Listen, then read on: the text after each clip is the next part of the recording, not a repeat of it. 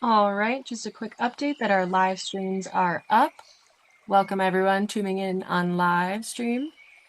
And I've started our recording, but paused it. Catherine, if you could also do the backup cloud recording at this time.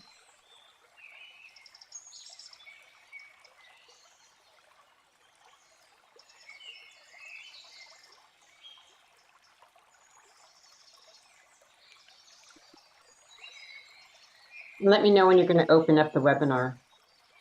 Yes, will do. Just want to make sure we have that recording set. Thank you, Catherine. Perfect.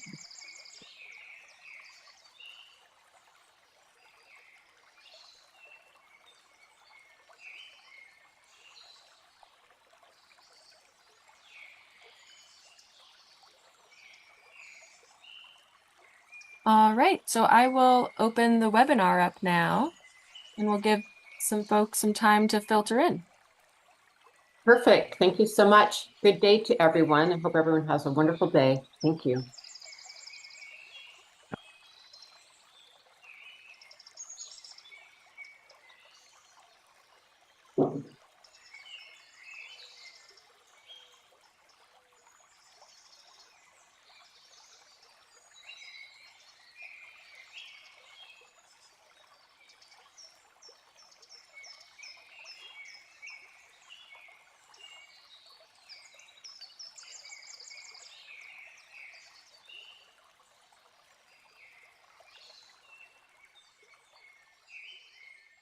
Welcome everyone to the Global Women's Assembly for Climate Justice, Path to COP30 and Beyond. Welcome to day 5, and we're just taking time now to let people join the Zoom room and connect with us on the different live streams, and we'll be starting shortly. Thank you for joining us.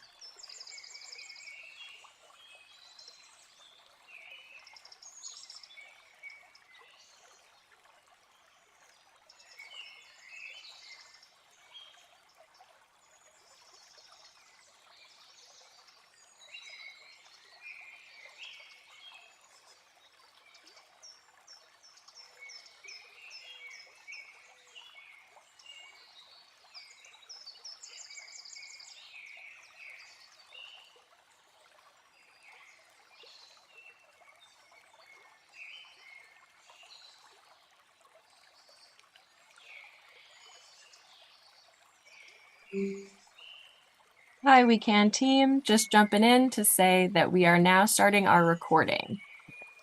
Thank you, everyone.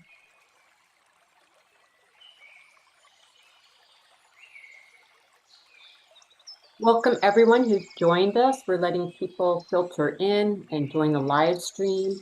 Welcome to the Global Women's Assembly for Climate Justice, Path to COP30 and Beyond. And as you come in, please be welcome to introduce yourself in the chat and let us know where you're from. It's always exciting to see where folks are from, and we thank you for joining us again.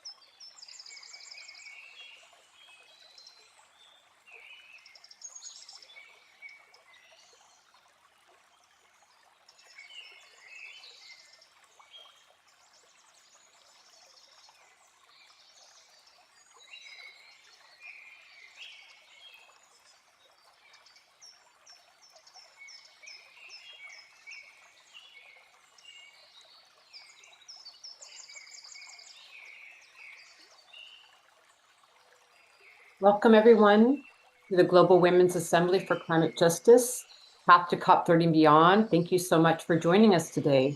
Really exciting to have this opportunity to have our 5th day of the Assembly. As you enter the Zoom room, please feel free to introduce yourself and let us know where you're from. We have people from Sudan, from Germany, from Canada, from Spain, from Colorado, from Brazil, from the Philippines, from Sweden, Nepal. Truly a global gathering. So exciting to see you all, and we'll get started shortly. Thank you.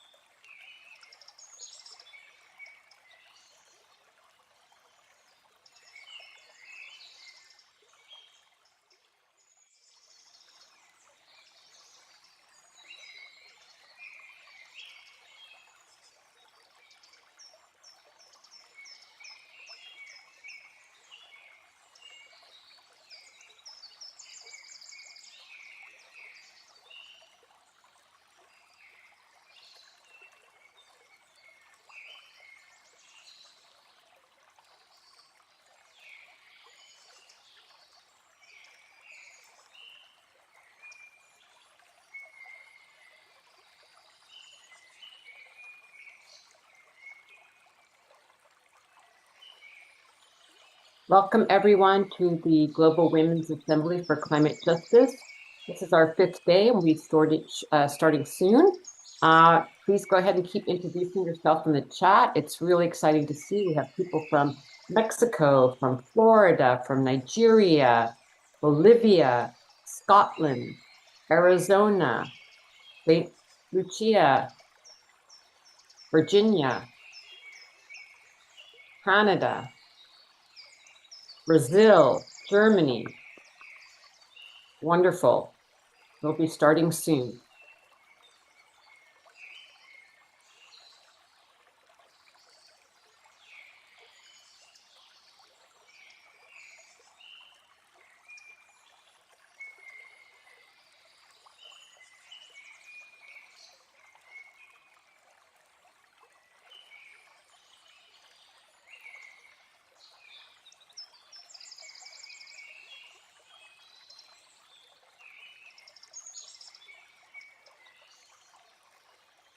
Okay, we're going to go ahead and get started, Jacqueline. Welcome everyone to day 5 of the Global Women's Assembly for Climate Justice, Path to COP30 and beyond. Thank you for your patience as we start our program each day with a little bit of housekeeping to ensure that people are able to participate in different languages.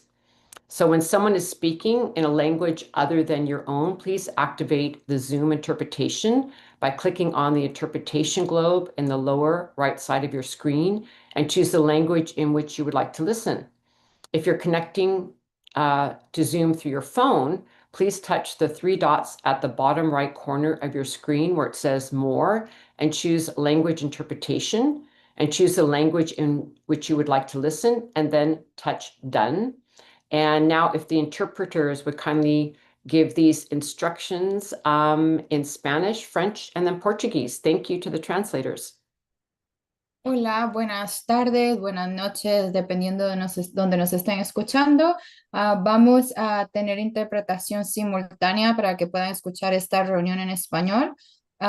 Pueden activar la interpretación buscando el globo terráqueo en la parte de abajo de sus herramientas donde dice interpretación y puede presionar donde dice español. Y si está en un teléfono móvil o cualquier otro dispositivo donde no pueda ver el globo terráqueo, busque en el menú donde dice más y luego seleccione interpretación de idiomas e elija español para poder escuchar en español y presione donde dice listo. Gracias. Gracias. tout le monde, bienvenue à cette 5e journée. Je m'appelle Rachel, je vais assurer l'interprétation vers le français avec ma collègue Gaëlle.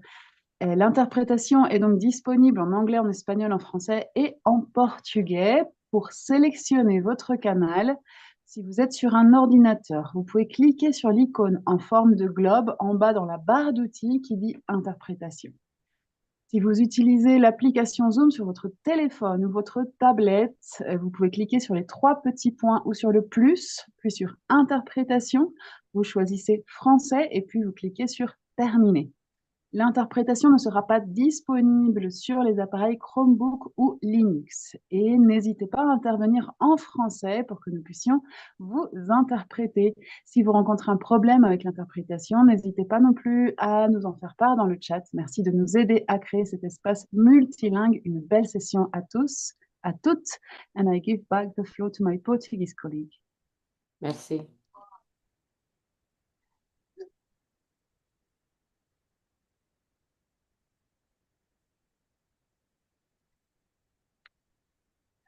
We're not hearing the Portuguese.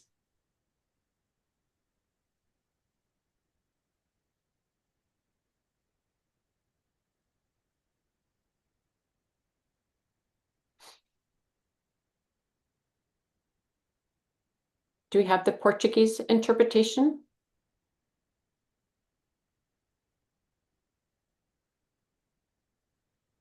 Perhaps we could put that in the chat and we'll move on until we find out.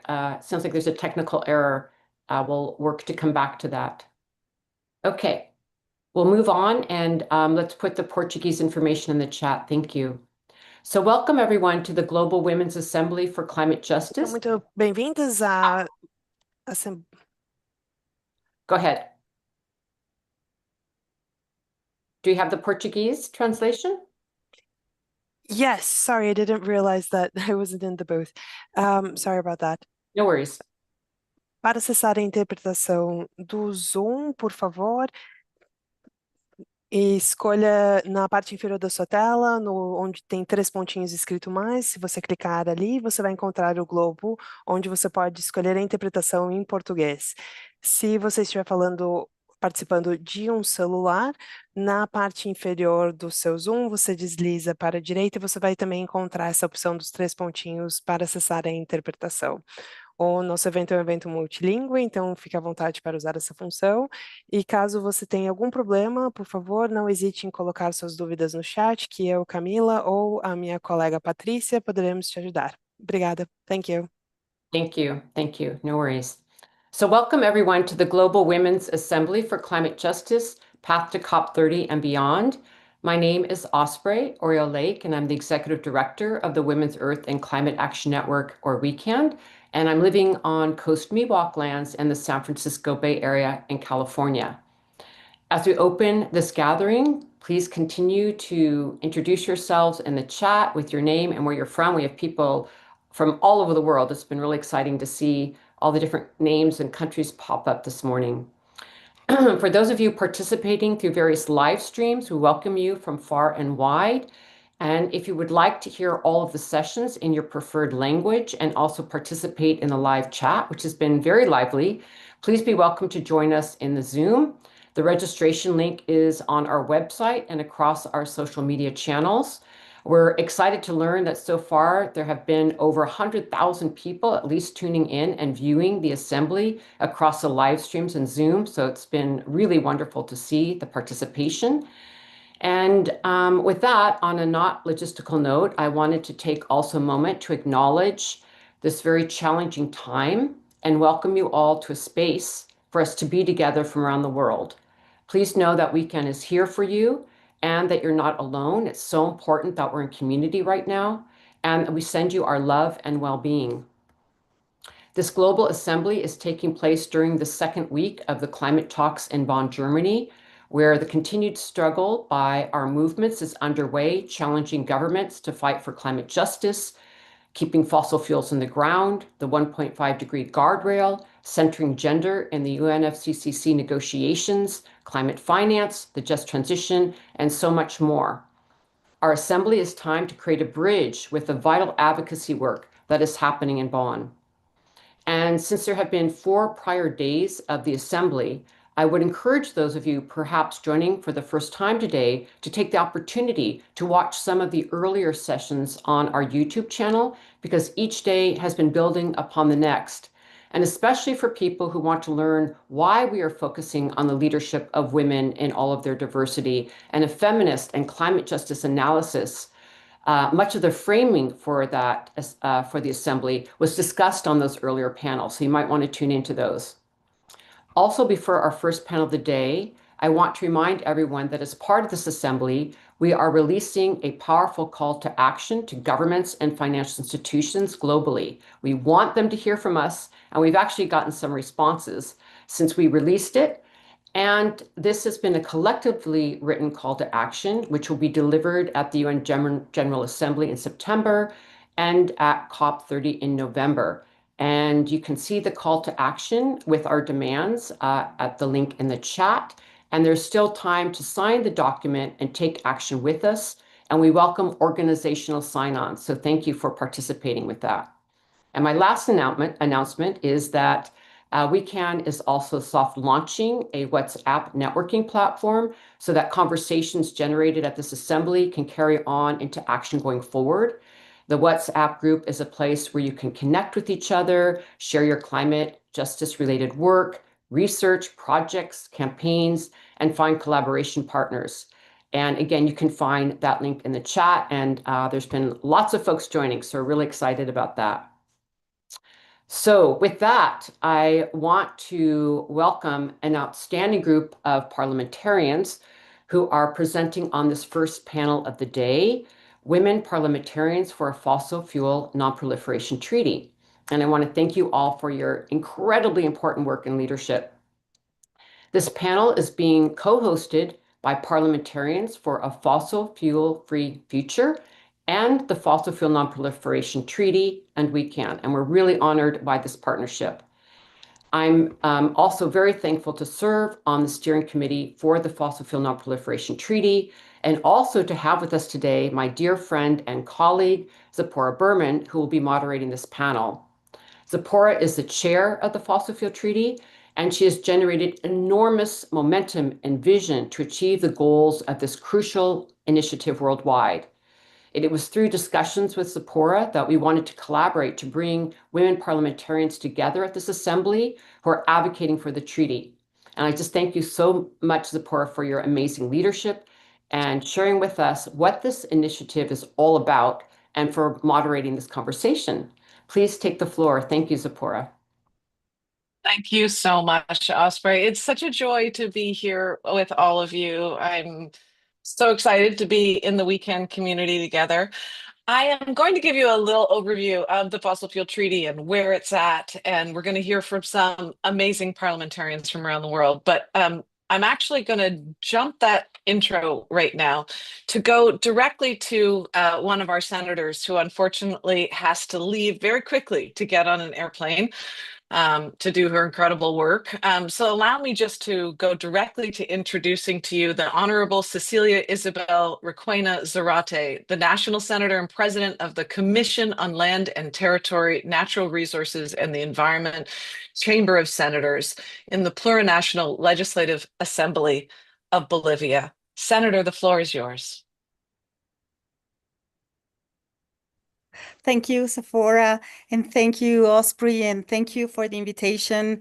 I'm really honored and happy to be here, and I'm sad that I'm going to miss some of it. And thank you for the flexibility of putting me first, before the introduction. I'm going to be very brief, and I ask you please to put the presentation on.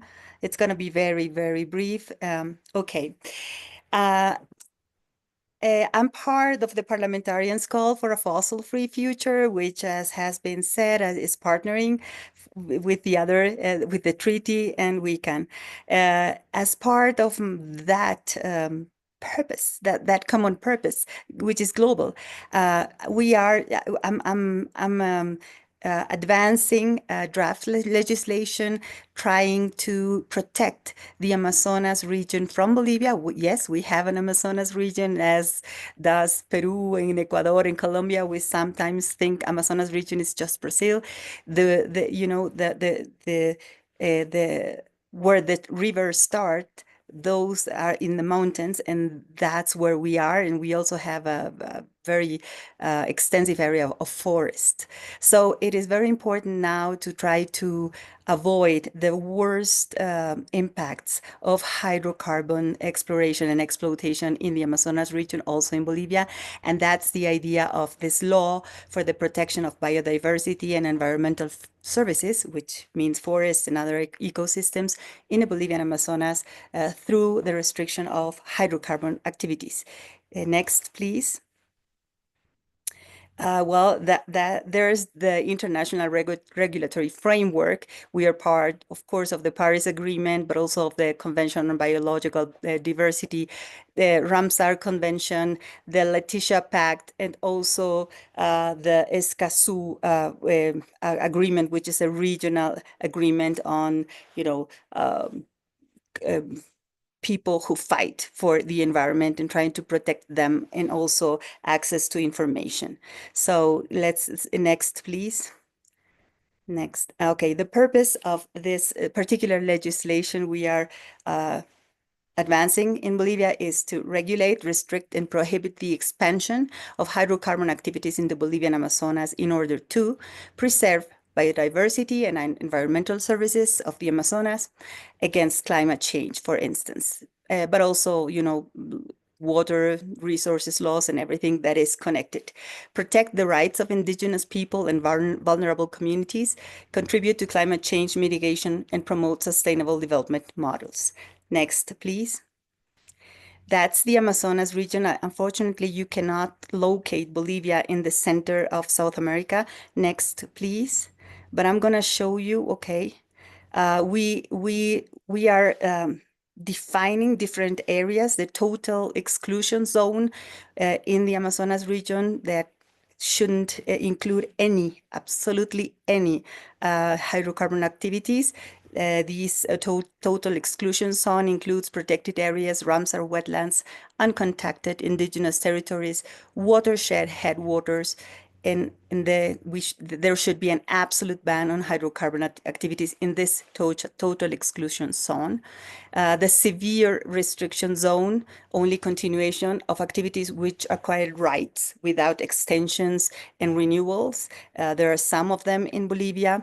And then the controlled transition zone, where there are existing activities with reinforced oversight. We cannot break contracts. It's not easy for our countries, but we can put and enforce environmental and also other rights and laws that exist. And hydrocarbon activity free zone, no activity and prohibition, of new activities. Next, please. Where here you can see at the left hand, there you can see the watersheds. How many watersheds from the Amazonas region, that would be the blue zone, the bluer zone, are located in the Bolivian Amazonas region. And the next, in the middle, you can see, in the middle, you can see how many, the pink zones are zones that could be explored and exploited in terms of hydrocarbons. So we have a lot to save, as you can see. This is potential risk. And then to the right, you have how these areas of potential exploitation overlap with indigenous territories, which are in, yellow or another color, maybe darker for you. So the risk is enormous, and something has to be done to try to stop this. Next, please. Well, so I'm gonna go very, very, very, very quickly through these. New contracts, licenses, or authorizations. No. No fracking. No extension to renewal existing contracts. The the right to free, prior, and informed consultation has to be enforced.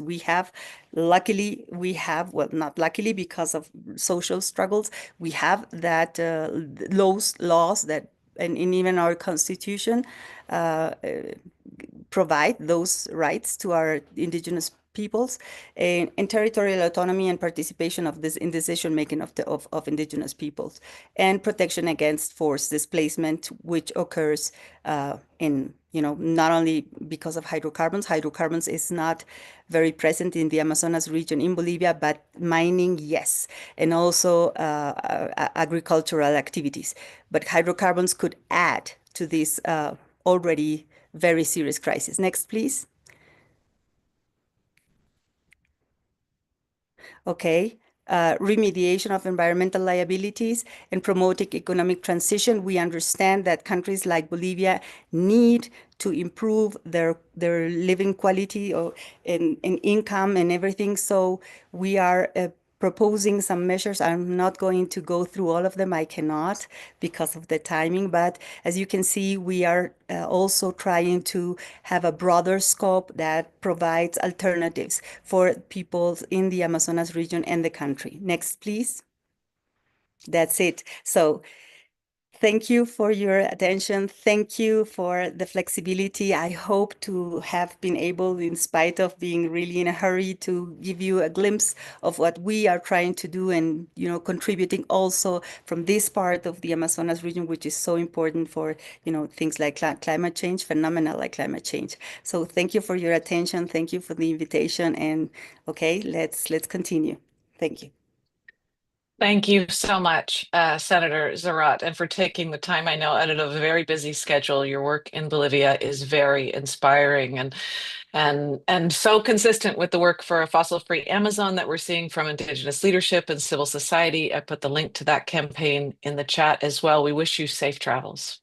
Thank you very much. All right. Well, we just dug right in there, everybody. That was exciting. And so I'm going to step back for a second and just add a little bit of context. For those of you who have been in this fight for a while and who work on climate justice around the world, it's not news to you that fossil fuels have been invisible for about 30 years in climate policy and climate negotiations. As a result, I believe, of the leadership of Indigenous nations and frontline communities and their persistence and dedication in opposing fossil fuel projects, in demanding that fossil fuels stay in the ground for so long over the last many decades. And then countries in the South Pacific picking up the call in, I think, 2014, 2015, and calling for a declaration of the first call for a moratorium on fossil fuels. We started to create a drumbeat, and it started to be heard. And really, we only saw that in international climate negotiations in the past 4 years. I think the first time the words fossil fuels were uttered were in Glasgow. Was that already 4 years ago? In fact, the first campaign that the Fossil Fuel Treaty launched was an ad campaign that said it's time to say the F words at COP. So we're finally saying the words fossil fuels. Countries have agreed to phase out fossil fuels. And what does it mean? Part of what we're here this morning to discuss is what we're seeing around the world in leadership from individual parliamentarians who have been raising that conversation courageously in their own countries and beyond. And coordinating, thanks to the incredible work of Parliamentarians for a Fossil-Free Future. Over 800 parliamentarians now from around the world have joined this initiative, and we're hearing from several of them this morning. I put the link to Parliamentarians for a Fossil-Free Future in the chat for you as well. So where are we at? We know that oil, gas, and coal are 86% of the emissions trapped in our atmosphere today, yet the power of the fossil fuel industry and their influence has really distorted the conversation. But now we have a proposal for a fossil fuel treaty, which is a companion to the Paris Agreement, to help manage the wind down and stopping expansion of the fossil fuels, not just in one place or two places, but everywhere, consistent with the science. Consistent with what we know we need to achieve the Paris Agreement, but we don't really have a plan for. The Paris Agreement is about negotiating who gets to pollute and how much. No one's negotiating yet on who gets to produce and how much. And if all countries in the world are going to stop expansion and align the production of oil, gas, and coal, wind it down in line with Paris goals, many countries in the global south are going to need support. So what we've been doing at the Fossil Fuel Treaty is developing trade and tax and debt mechanisms, ways for countries to cooperate to help relieve the barriers to stopping fossil fuel expansion, to help ensure that countries across Africa, Asia, Latin America are not being pushed into more fossil fuel expansion just to feed their debt. And this work has been supported and is growing around the world in large part because of the leadership that we're seeing from parliamentarians, many of them courageous women, and a couple of them that we have with us here today. So enough from me. We'll talk more about the Fossil Fuel Treaty and what we're doing now as we go through the conversation. But I'm so thrilled to have these amazing women with us today. Each of them will give you a short presentation, and then we'll have some discussion. So it is my great honor to introduce one of my heroes in my own country, Canada. Senator Rosa Galvez is a Canadian senator who has been holding the torch for climate ambition through many different governments in Canada, and also internationally. She is a brilliant woman, one of the most well-spoken advocates on climate ambition in the world, and I'm so thrilled to have you with us today, Senator Rosa. The floor is yours. Tzeporah, so happy to see you again, at least virtually, but next time let's try to hug each other. I am so proud, and really thank you so much for the invitation to be talking beside my very good friend Cecilia from Bolivia, and Nusrat from Tanzania, and Zali from Australia. Listen, you know, as a scientist that I became senator despite of herself, I believe in my duty to advocate for a safe, just world where planetary boundaries, because what we are living are polycrises, are respected. And the development that we are going to see needs to have the limit of the planetary boundaries. Future generations deserve the same beauty, the same stability, the same opportunity that we older generations have known. Global warming, biodiversity loss, pollution, plastic, you know, always coming to the source of this oil and gas, threatens this legacy. Now, we politicians must lead. We cannot be obstacles to and delay.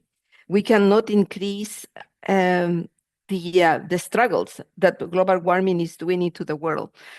We have to halt environmental degradation, enhance and accelerate adaptation, and ensuring that the decisions today not compromise future generations. So we hold the responsibility to shape a future that is sustainable, equitable, and livable. This is not only environmental stewardship. I think it also includes being advocates of a moral leadership and intergenerational justice. I truly believe that the time for bold political action is now. As an engineer, I've been teaching about transitions for the last 20 years, and I am run out of excuses to my students, ex-students, and young generations that come for answers. We know who is responsible of this situation. The oil and gas sector produces most of the greenhouse gas emissions, accounted for more than 75% of the total emissions. And we know that there are producers of oil and gas, and there are consumers of oil and gas, and there are the global north and the global south. And as we know, we share the responsibility of clearing up our atmosphere, but this has to be as a function of our contributions to that. So unfortunately, these greenhouse gas emissions keep increasing.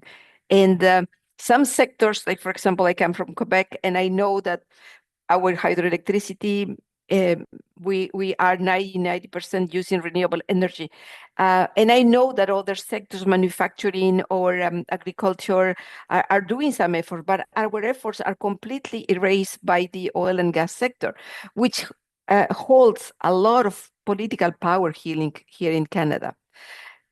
Now, there are very top oil and gas firms, and most of them report the highest profits of any sector combined.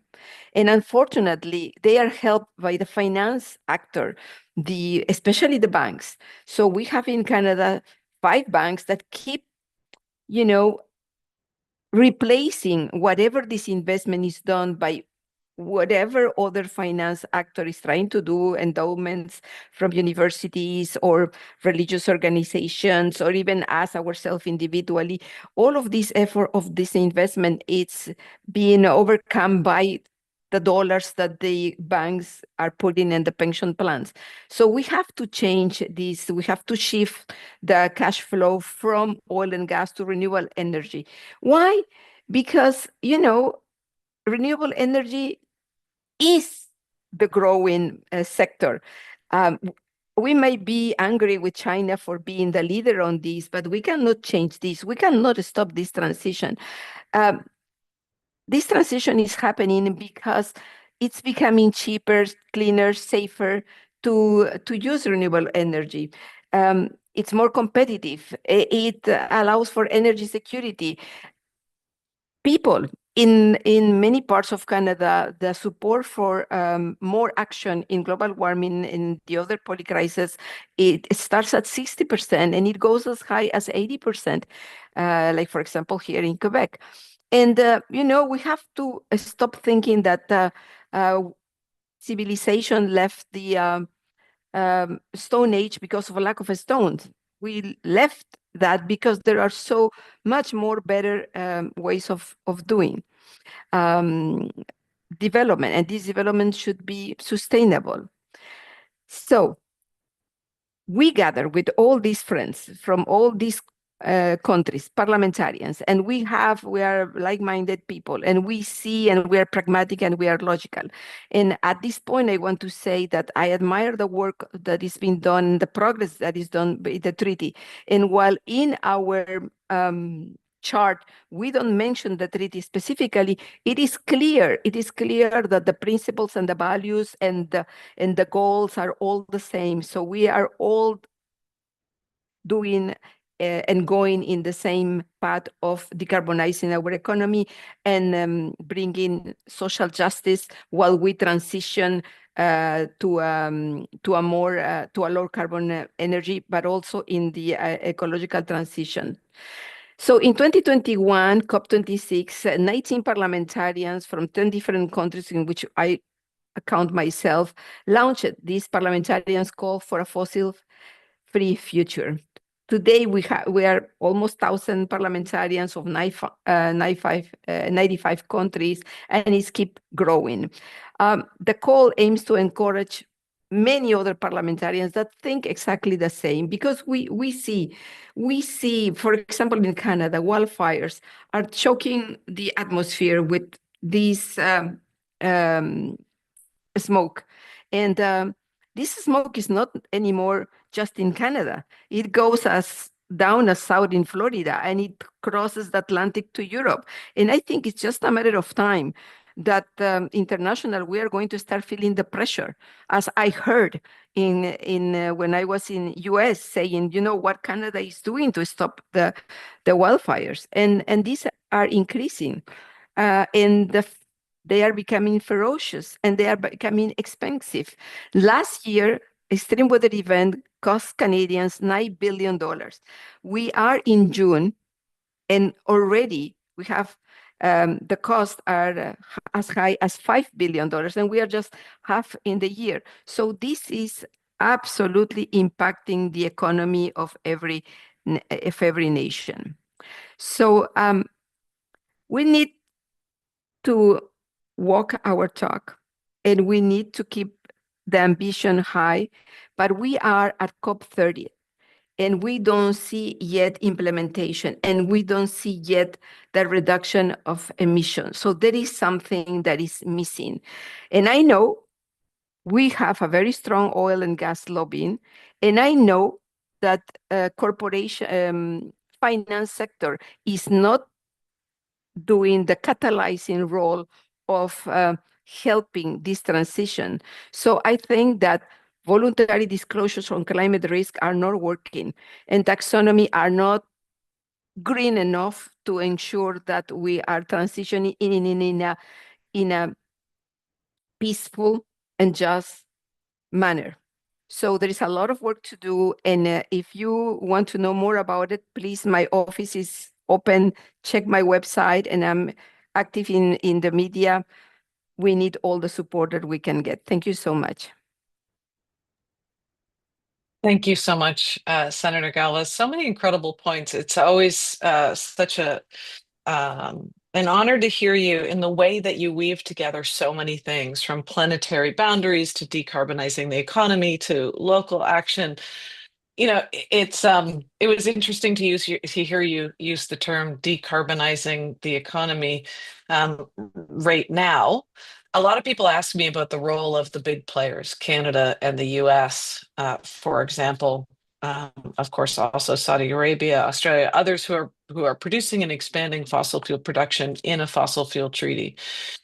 And one of the things that we're looking at the fossil fuel treaty is the initial treaty being designed and negotiated by a small group of willing countries in a kind of build it and they will come model where we don't need or necessarily want the big producers like Canada and the US at the table right now.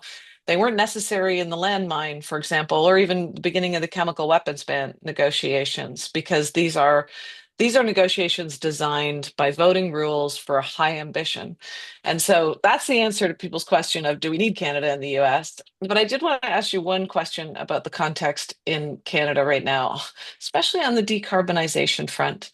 Last week, we heard from our new Prime Minister, Mark Carney, that Canada is going to decarbonize oil. And it sounds a lot like clean coal to me. It also sounds a lot like the language of abated and unabated fossil fuels that we've been hearing in the COP negotiations. And I wanted to give you a moment to comment on what you think the trajectory of Canada is right now. And what did our Prime Minister mean when he said we're going to decarbonize oil? I don't know what he meant, but this is not science. People have been working in carbon capture and storage for the last 40 years, and they haven't moved very much into reducing at the source the carbon. It is impossible to decarbonize oil because oil is carbons. So, science is clear on that. I think that it was, he tried to say decarbonize the economy, meaning transition from an economy that uses fossil fuel for everything, and to an economy that uses renewable energy for everything. Economists now are more and more saying that an economy that is based on oil and gas is an inflationary economy, because first, the price is set by a cartel of people. Second, there is a lot of externalities, the pollution that is not taken care in there. Third is that at every single supply exchange and in the change of production, you need an input of oil or gas, and so it's inflationary. While renewable energy is considered to be deflationary, because who owns the sun? Who owns the hydro, the ocean, the wind? And so it becomes very easily to be energetically independent when you use renewable energy, completely the opposite at the oil and gas economy. Now, what happened is that every single metric is showing us that renewable energy is going high, and that oil and gas is going down. And the times where the oil barrel was $100 is not ever coming again. And in particular, it's important for Canada because our oil is very expensive. It's very expensive to extract. It's very expensive to refine. In fact, Canada doesn't refine anything. We send all of our oil to the south of United States, and it comes back in a different form for which we pay extremely expensive. So again, it's inflationary. So again, Canada is not well prepared for this transition, and the more we wait, the more our economy will suffer. Thank you, Senator Galvez. We hear you, and that was really clear. I am going to put a brief for folks in the chat if you're interested specifically on the terms unabated and inefficient and how they're being used again to promote unrealistic carbon capture and storage rather than absolute emissions and production decline of fossil fuels. But now I want to go to one of our other parliamentarians. Unfortunately, the Honorable Zali Steggall, who is the member of the Australian House of Representatives, is not able to join us due to the time difference, but she pre-recorded some comments for us to include here today. So let's go to the Honorable Zali Steggall.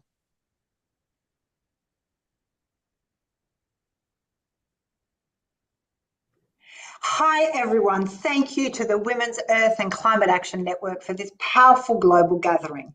I'm honoured to join you today from Gadigal lands here in Sydney, Australia. I want to pay my respects to the traditional owners of these lands and recognise their incredible custodianship and care for country for over 65,000 years. I want to acknowledge the inspiring work of so many women here today, leaders, policymakers, community builders, each driving real change in your own countries and communities. Now, I can't be there live to join you today. Time zones do not work in my favour, but it is so important for me to be part of this conversation. We are at a crucial time in the fight to mitigate accelerating climate change and escalating risks to our communities, countries and environments. Here in Australia, there was hope that the climate wars were over, but the reliance and influence of fossil fuels remains stronger than ever and more influential than ever over our decision making. Climate change, ecological destruction, growing intergenerational inequity, these are all key issues that need addressing urgently. Despite all the years of warning, we are sadly already experiencing the impacts of our changed climate. The impacts are no longer something for the future, but they are happening now with increasing frequency and increasing severity. In Australia, in the first half of 2025, there have been more than 20 declared natural disasters, from record-breaking floods, cyclones, bushfires and droughts. We know climate-related disasters are already costing the Australian economy some $38 billion annually. And this is expected to double by 2060. Dramatically, too often disasters strike the most vulnerable in our communities, who are also too often uninsured and underinsured. This is similar in so many countries and places across the world. So we know we can't insure our way out of the climate crisis. So increased action to mitigate the worst impacts by reducing emissions and adapting by urgently investing in resilience measures is needed. Too often, policies from governments are reactive, not proactive.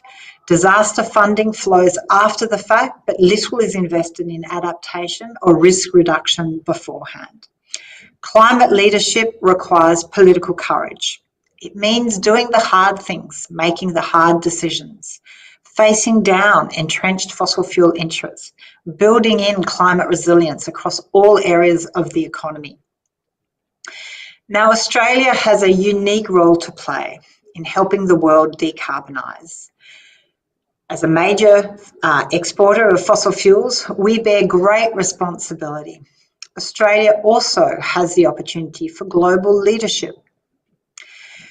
We have abundant natural resources with vast amounts of the cheapest form of energy and climate change solutions, renewable energy. Wind and solar is abundant in Australia. Between 2010 and 2020, the cost of electricity generated from wind and solar globally fell by 56% and 85% respectively. But for over 25 years, fossil fuels have played a significant role in Australia's economy and have been vital in meeting our energy needs. So this has meant that there's a very outsized influence of fossil fuel companies on Australia's political and media landscape for nearly half a century. And that has led to the climate wars in Australia. So despite our exposure to the impacts, our continent is very exposed, and the opportunities to lead, Australia remains one of the world's largest fossil fuel exporters and amongst the highest per capita carbon emitters. And while our communities bear the brunt of fires, heat waves and floods, our government still allows for new coal and gas approvals. We are still putting fuel on the fire and making the situation worse. We do not have a legislated national framework for climate adaptation. We don't have a coordinated national strategy to assess and fund community resilience. Our political leaders have delayed any major reform to our environmental protection legislation. This would assure that major projects don't undermine our own net zero commitments. For example, we should have a duty of care in our environmental protection laws to future generations. Just recently, the newly re-elected Albanese government approved the extension of the very controversial Northwest Shelf in Western Australia. This is a gas project that is an emissions bomb that will lock in billions more tonnes of emissions until 2070. The approval directly undermines Australia's net zero and climate commitments. It is horrifyingly predicted to emit some 4.4 billion tonnes of greenhouse gas emissions, the equivalent of more than 10 years of Australia's total emissions. It will be Australia's second worst polluting fossil fuel project. This is not just short-sighted, it's recklessly dangerous. It locks in emissions for decades to come, leaving our most vulnerable communities exposed. So, political courage and conviction in a growing, uncertain world can be difficult, but Australia has the opportunity to be a climate leader. Clear initiatives are needed immediately. We know this, to signal our enlivened, proactive climate management agenda and commitment to this. The current Australian government is hoping to host COP31 with our Pacific Island neighbours. Now, I support the hosting of COP31, but it must be accompanied with real ambition and genuine action. I'm calling on the government to lowering our emissions while investing in climate adaptation and resilience. This must be a priority. A net zero by 2050 commitment means very little if we aren't resilient to the shocks that come in 2025, 2030, 2040. So, as an independent member of the Australian Parliament, I successfully pushed the government to legislate net zero by 2050. But now my focus is for a federal climate resilience plan, legislated, properly funded and guided by science. In Australia, I'm pushing for $10 billion in targeted infrastructure for high-risk areas, flood defences, fire breaks, coastal protections, helping households and communities. I'm also pushing for a mandated arm's-length climate risk assessment and adaptation plans to be undertaken every 5 years by the government and locked into legislation. Alongside this, we need strong commitment for our nationally determined contribution for 2035 under the Paris Agreement. Anything less than 75% emissions reduction by 2035 will not adequately acknowledge the ongoing science. So let's be honest, the global outlook is tough. Emissions are still rising and climate impacts are escalating. And the most vulnerable, too often women and children, continue to bear the brunt. We're not moving fast enough. Approvals such as the Northwest Shelf in Australia show that there is further and much more work to go. There is far too little focus on adaptation and resilience building. And we need accountability of governments and decision makers. It is still too weak. But what gives me hope, and what has always given me hope, is gatherings like this. Women, frontline defenders, community organisations and groups, leaders, and elected officials coming together with shared purpose, expertise and resolve. I see real leadership in this assembly. I see women leading with courage, evidence and purpose. That's what gives me hope. In fact, I know we have to stay focused. So let's keep pushing. In Australia, we have an independent movement around politics, and we say we focus on active hope. So I should say this assembly gives me hope because the women gathered here aren't waiting for permission to lead. You are all doing the work, holding the line, and pushing the boundaries. Thank you. Keep going.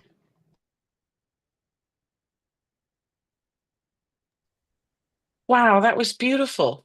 That was so great. I wish she was here to join us in person because that was so beautiful. It really gave me shivers, and it was also so empowering. Both the information and the knowledge about Australia, and I'm sure Senator Galvez, you were seeing the similarities there between Australia as a producing nation that is saying, you know, their climate leaders, progressive government in place saying it's a climate leader, but now approving 30 new oil and gas projects, the equivalent of 18.6 billion tons of greenhouse gas emissions if those projects go forward. It's crazy. And I put a report in the chat for all of you that we just produced on Australia, but also just highlighting the role of women. And it's so great to be together with you today with all these amazing women. I'll put a link in the chat. My last op-ed was actually called Power, Patriarchy, and Petroleum, why it's so damn hard to imagine a world without fossil fuels. And I kind of dig into the Trump dominance frame and how there's so many similarities in the way that he and many and that patriarchal systems treat both women and nature. This is not just about technology or financial fixes, right? It's also about culture, and that's what makes it so sticky. I'll throw a link to that up at the chat, but I'm so excited now to turn to our final speaker, moving from Australia over to another part of the world. So glad we have with us here in person the Honorable Nusrat Hanje, Member of Parliament for Tanzania. The floor is yours. Thank you so much for joining us.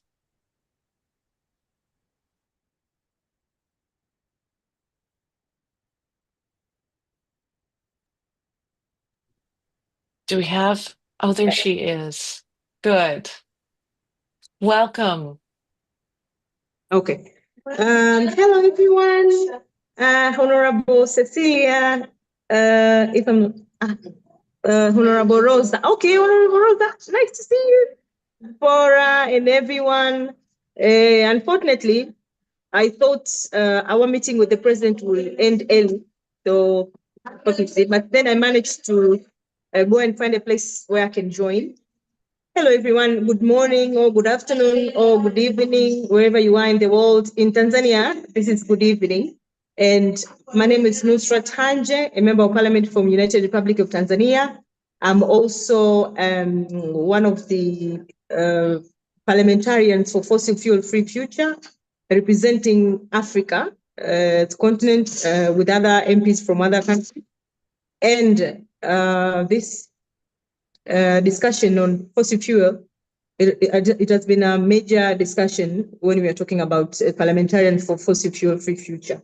And it is an honor for us as parliamentarians for Fossil Fuel Free Future to co-organize this meeting. And thank you again, WECAN, for this opportunity. It's an honor for me and my fellow members of parliament are also appreciating. As you, maybe I know you did your research on some of the African countries. I'll talk of mine as how the climate change affects us as Tanzanian. As you know, Tanzania is one of the very beautiful countries in Africa. We have beautiful beach and we have a very beautiful country when we're talking about tourism. And I'll talk about tourism and agriculture as one of the key sectors that are affected by climate injustice and climate change. And all of those are caused by fossil fuel expansion in the world, because then the climate crisis does not choose where to hit. So for us, I'm also from the village. My constituency is from the village, and I represent other Tanzanian and other my citizens is one of the places that are semi-desert area. When you're talking about Tanzania, we have zones. Then the central zone. I'm representing the central zone, so I know the farmers that are affected by climate change, because then we have rain patterns change. We cannot follow the original timetable for farmers. We don't know. Actually, we have to fight climate change everywhere, because then we cannot get food. We cannot cultivate. We cannot conduct our activities as farmers, because majority of my citizens are farmers. So when you're talking about the effects, we already saw the effects. In Tanzania, one of the big sectors is tourism. So even tourism industry is also affected by climate change in Tanzania. We have the Zanzibar Island. There's a rise of sea level there due to climate change. So this is why we are saying that it is high time to stop expansion and extraction, consumption, and expansion of projects concerning fossil fuel. This is why we need to stop adding more projects concerning fossil fuel, and this is why fossil fuel non-proliferation treaty is very important. That's why we decided to join, and me representing my country, it's high time. Actually, we were supposed to do it yesterday, and it's kind of difficult, because then these big companies, rich companies who are perpetuators of these treaties, these projects, fossil fuel projects, those companies are very lobbyistic. They have lobbyists across the world. They're trying to lobby our politicians, our leaders, so that they can expand fossil fuel projects. So very nice for us women to take lead of this, because then when climate change hits, then for us, we feel the effects direct, because we are the one we women. I'm also I told you I'm from the village, so a village woman. Those are the ones who are going in the very long distance to look for water, because that is also one of the effects of climate change. You have dry land, so you have to travel. You have to do so many things to get clean water. It's also a problem here. So I wanted to contribute that for now, and I hope there will be questions, and I can come in, I can respond where there's questions. But we all know that the expansion of fossil fuel treaties can cause climate injustice and social injustice, and so many other inequalities in the society. Thank you very much for now. Thank you so much. And I'm thank you trying for to- finding that quiet try to- space. Can you still hear me? Yeah, I can hear you. I'm trying to Great. stick to 6 minutes. I don't know if I still have time. Oh, it's fine. I swear we could listen to you forever. Don't stress about it. I don't know how many minutes it was, because I was still listening to everything you were saying. You know, we had one senator join us from Latin America, but the other two that have joined us so far are from Canada or from Australia. So getting your perspective, especially given the rush for gas that we're seeing in Africa.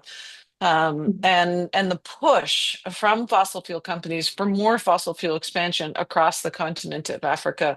And of course, as you mentioned, seeing the impacts of climate change already in so many countries. I was actually just in Kenya for the last 2 weeks, and was both inspired by some of the activities I'm seeing of across Africa, the organizing of civil society around the fossil fuel treaty, and also saddened to see on the land and to talk to farmers and experience and see what they're experiencing, the struggles they're experiencing already, especially so much drought and the floods last year.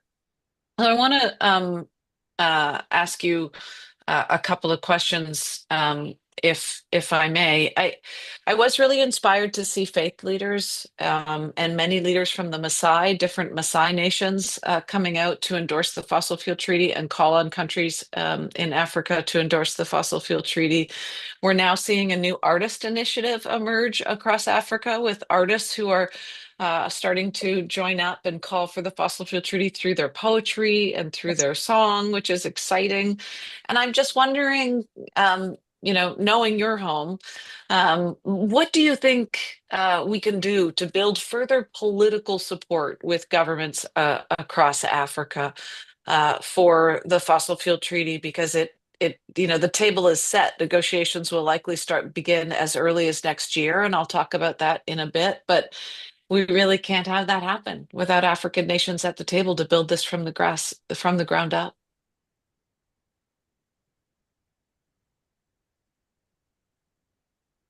So I'm curious, Nusrat, if you could give us some your thoughts on what we should do, what we can do to build more political support for the fossil fuel treaty in Africa.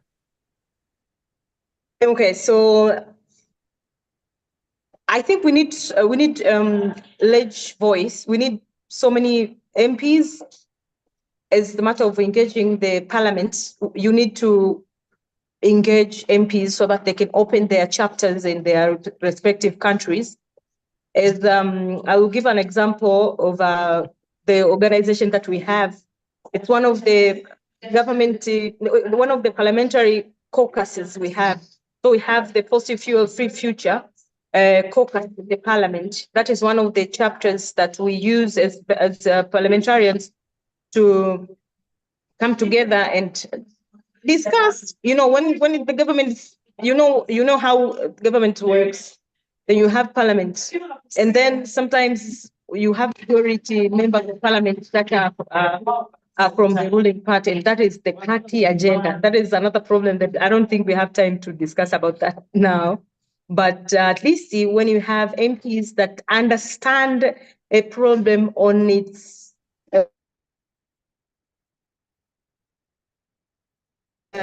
source, you get a team and try to look for solutions together. It's very good to engage people so that they can also participate in trying to solve those problems. So I think fossil fuel non-proliferation treaty have to open chapters in African countries, parliaments. They have to open chapters. And when you have the MPs that they'll have their own leadership there, then they can have internal caucuses to discuss about that matter. Then when it comes to the parliament, when the parliament is discussing about the government plans to extend fossil fuel projects, then you have people who understand. Because from my experience, I come to understand that some of the MPs don't not understand the things, and people are complaining that why are they not supporting this movement? Like maybe let's say huge movement with a huge impact like this one. But then you can complain about those not joining the movement, but they don't know about it. So no one is ready to join something that they are not aware of. They can feel. That's why I'm saying that you need to have discussions so that people can understand and connect. Oh, okay, this is also connected to climate change.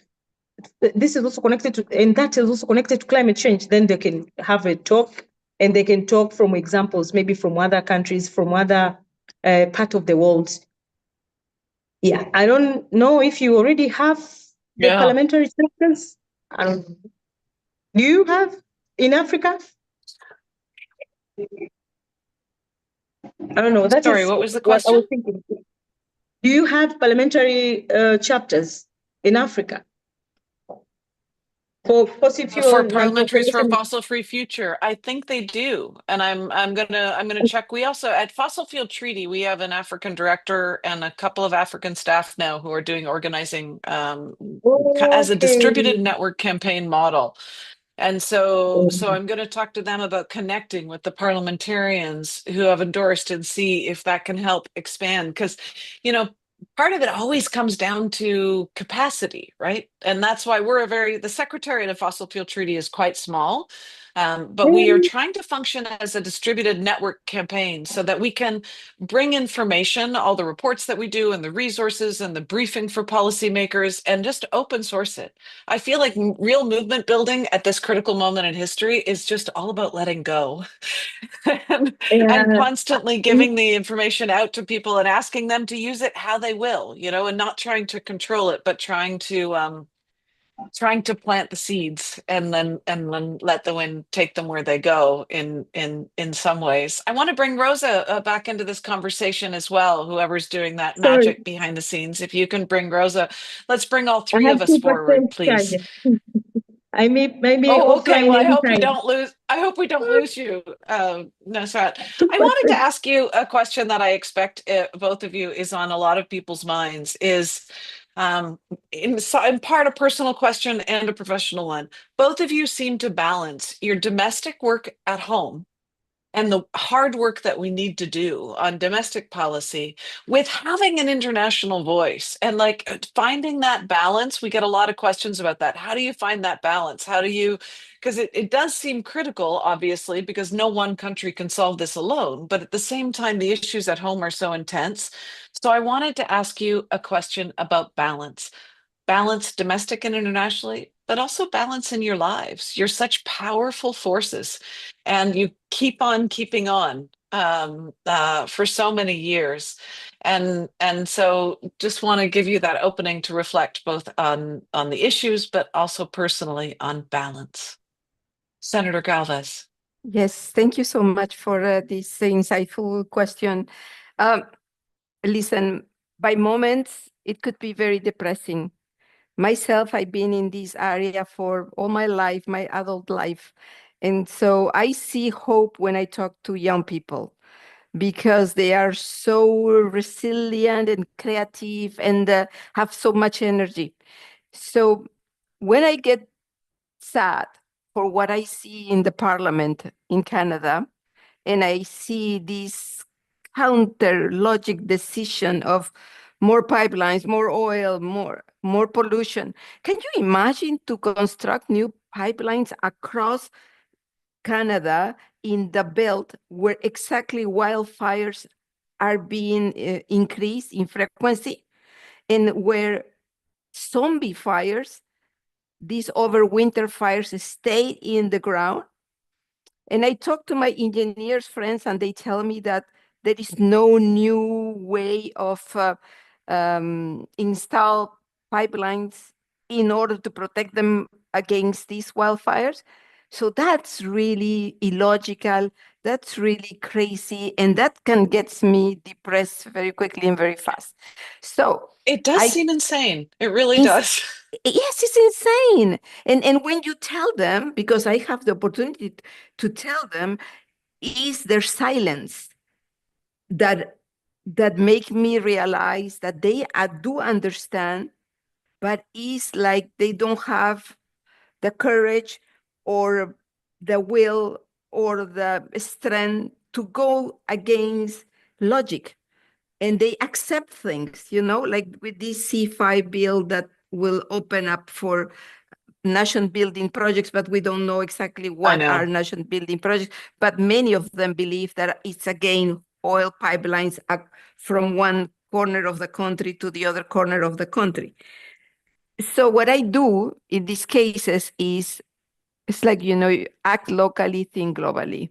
So I go back to my local, I go back to the people that are logic, pragmatic, scientists or politicians, and then I get research.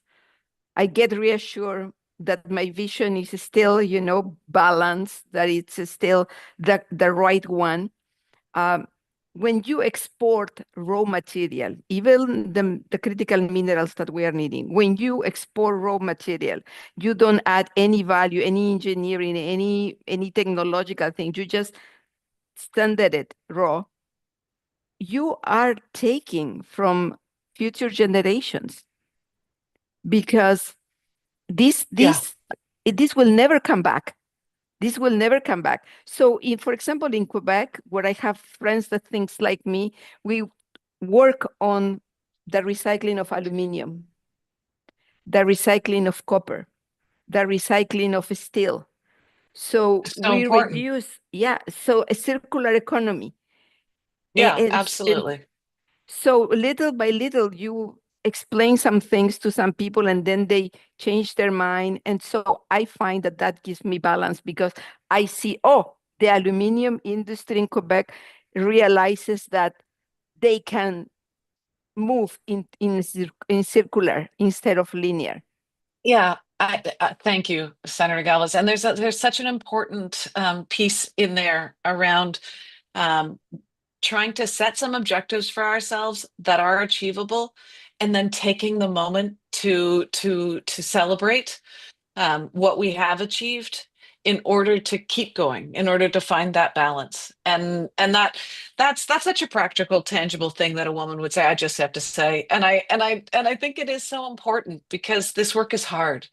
And because what we need to do is so big and so significant, I feel like every announcement or every win is like, yay, we're making history, and it's completely insufficient. And so it's sometimes it's very hard, right, to celebrate those moments, and we really have to. Really glad you brought the pipelines into the conversation. Part of why we are working on the fossil fuel treaty and working with fossil free parliamentarians is because we know that what we build today will be what we use tomorrow. And it's not a transition if we're still building the problem. And the fact that that is even in the lexicon, that we can be talking about climate leadership while building more of the problem is absurd. And that's the thinking that we have to shift. I know we have to wrap up. Our time is coming to an end. I want to briefly just address in my wrap up one of the key issues that has come up in the chat as we were talking. People are saying, yes, but if we return, can we really achieve renewable energy, and doesn't it have impacts to, we know that we need to replace fossil fuels, and we need to do it as quickly as possible, because every ton of carbon that we save from going in the atmosphere is going to save lives at this moment in history. And that's really critical. And people say, but is it really possible? We need to remember, we don't need to replace 100% of the fossil fuels. The fossil fuel system is the most inefficient system in the world. We need to replace 37%. Because it's 37% of the fossil fuels produced today are what we use for heating, electricity, and energy. 37%, not 100%, people. In fact, 50% of the ships moving around the planet right now are just to move around more fossil fuels. So this is doable. It is achievable. And yes, everything has an impact. And that's why we need the circular economy and reusing what's already on the surface of the planet, as Senator Galvez has pointed out. But it's also, we need to recognize that fossil fuel mining and renewable energy mining are not equivalent. Because with renewable energy mining, you're mining mostly once. With fossil fuels, you're mining every time. You're mining constantly. Look, the sun isn't sending you a bill at the end of the month, and you don't have to keep paying for it and buying more and more once you put in that renewable infrastructure. So the fossil fuel economy takes 565 times more mining than the clean energy economy, which isn't to minimize the impact of mining critical minerals. We know we need to address it, and we are addressing it together. We need to have no-go zones, and we need to respect human rights, and especially Indigenous rights, but we have to support renewable energy economy.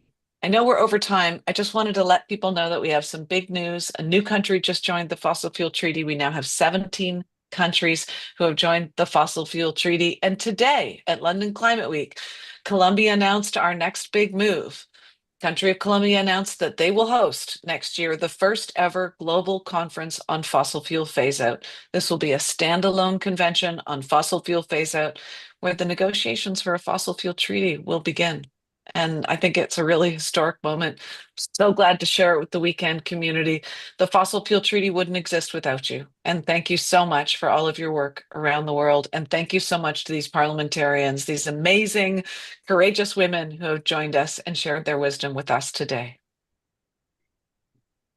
Thank you. Thank you so much, Tzeporah, for your incredible leadership. And thank you to the parliamentarians for standing strong. You know, it's just so inspiring when we see elected leaders being unconservative and really working towards the bold transitions that we need, because there's so many people in elected office who are not taking that stand, who are so connected to the fossil fuel industry, funded by the fossil fuel industry, they won't stand up. And so I think it's really inspiring and refreshing to hear from parliamentarians who are making a stand on this issue, because as has been said, we cannot get to averting the worst of the climate crisis without stopping fossil fuels, which is what's so powerful about the Fossil Fuel Non-Proliferation Treaty. And I'm really delighted that we got to hear from all of you. We will continue to support and move forward with women parliamentarians fighting for this treaty.